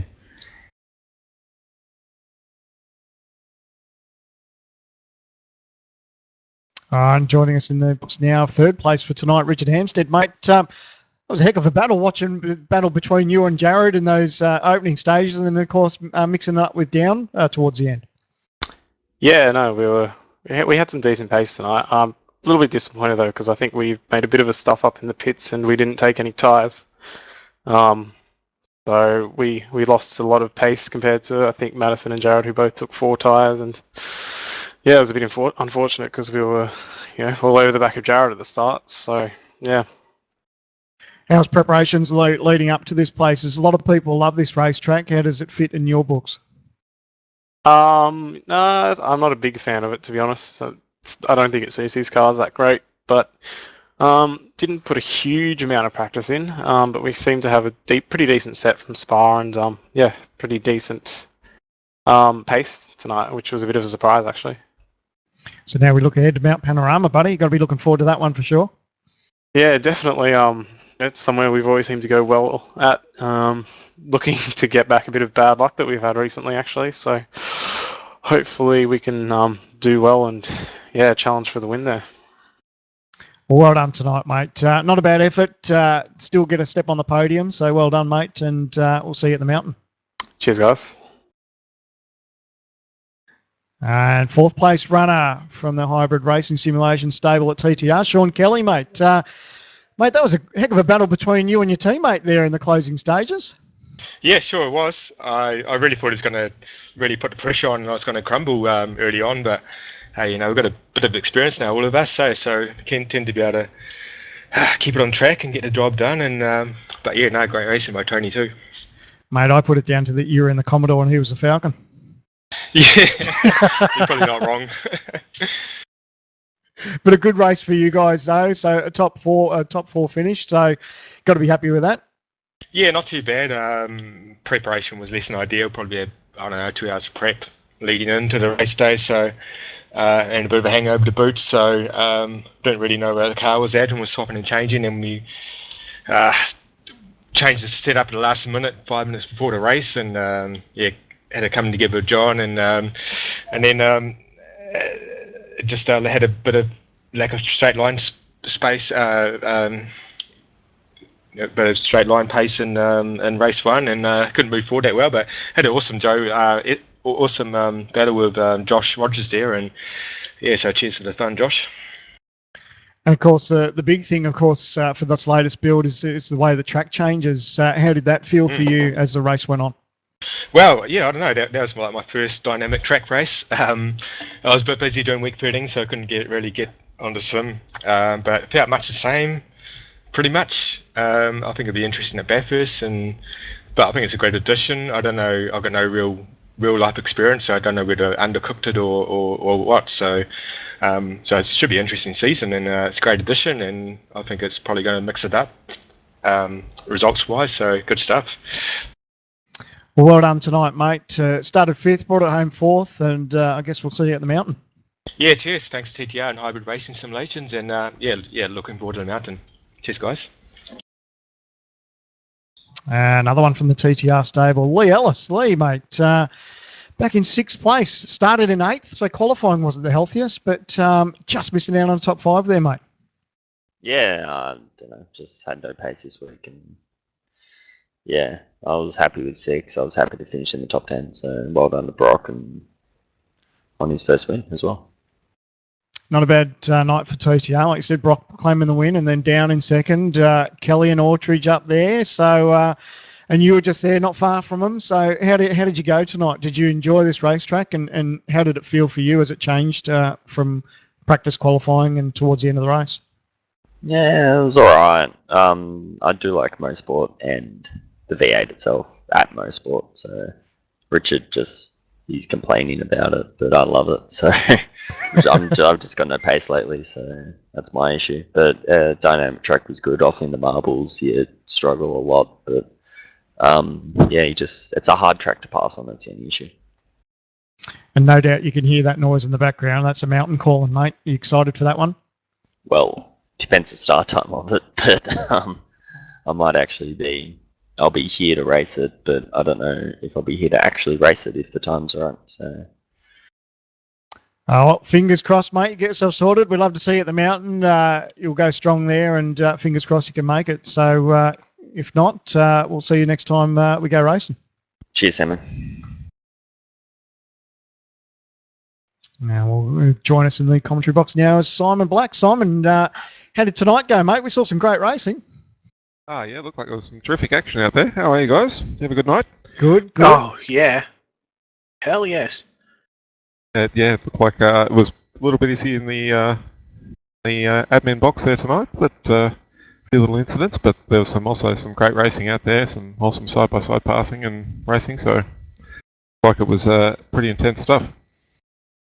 And well done to you guys too, because of course you guys had your work cut out for you. Of course, the first event with this new track dynamics that's been introduced in the latest iRacing build, and yeah, some different conditions where we had to feel it out through qualifying, and then of course tonight's practice qualifying and races. It was a nice mix. I think you guys did a great job. Oh, thank you. Yeah, I think it's still probably a bit of a work in progress, a little bit experimental at this stage because it's the first time we've done it like that. But I think overall it was it really enhances the racing. That dynamic track really makes the inside pass in some places a real challenge sometimes because of the marbles and being the dirty line. So that's going to make our adventures to the mountain very interesting. Well, mate, you speak of the mountain. Of course, our racing isn't exciting enough. Of course, we've got GT Omega that's jumped on board, and we can't thank them enough for jumping on board. But like you said, Mount Panorama Bathurst, the next one, is the big one, and I know we're all looking forward to that one. Yes, round 2 of the GT Omega Cup, so that should be very exciting. We're only a couple of weeks away from that, so yeah, lots of more good action to come very soon. Well, thank you, mate. No doubt everyone appreciates all the work that goes in behind the scenes. I don't think everyone just knows and appreciates just how much that actually does happen. It's not as much as just setting up a server and see you later. That's the end of it. But you guys do a cracking job, and I know everyone loves it. And mate, on behalf of V8s Online, thanks very much. You're very welcome. I'm glad everyone has fun, and you've got to give yourselves a big shout out as well. Thanks to V8s Online. You're part of what the magic is that makes it so much fun and so enjoyable. So thanks to everyone for your efforts here tonight as well. Cheers, mate. We love it. Don't we, Reece? It was a good race, and we saw some great stuff. Oh, fantastic stuff, of course. A massive thanks to GT Omega once again, GT Omega Racing. Make sure to check them out. And yeah, oh goodness, Sandman, I am ready to flop into bed after that. That was some of the most intense racing I've ever seen in this series. Now, Reece, you've disappointed me, mate. The F1s are about to start. Aussie Danny Ricciardo, second place, taking on Seb for the front row. Make sure you got to start for that one, surely. Oh, I don't know, mate. I don't have pay TV, so I don't know if I'll be able to see that. Well, on that note, I think that'll wrap us up. Yeah, most definitely. Thank you once again to GT Omega. Thank you to everyone at OSR for setting up this this fantastic series, and of course, thank you to Sandman for keeping me company in the comms box for race 2, and for Brooksy, Jake Burton, Madison Down for their commentary duties, and Sebastian Murray Westberg, our broadcast director, for sticking with us through the whole thing. It's been a fantastic night of racing. Your winners: race 1. Brock Salmon, congratulations to him on race win number 1, and Jared Filsell.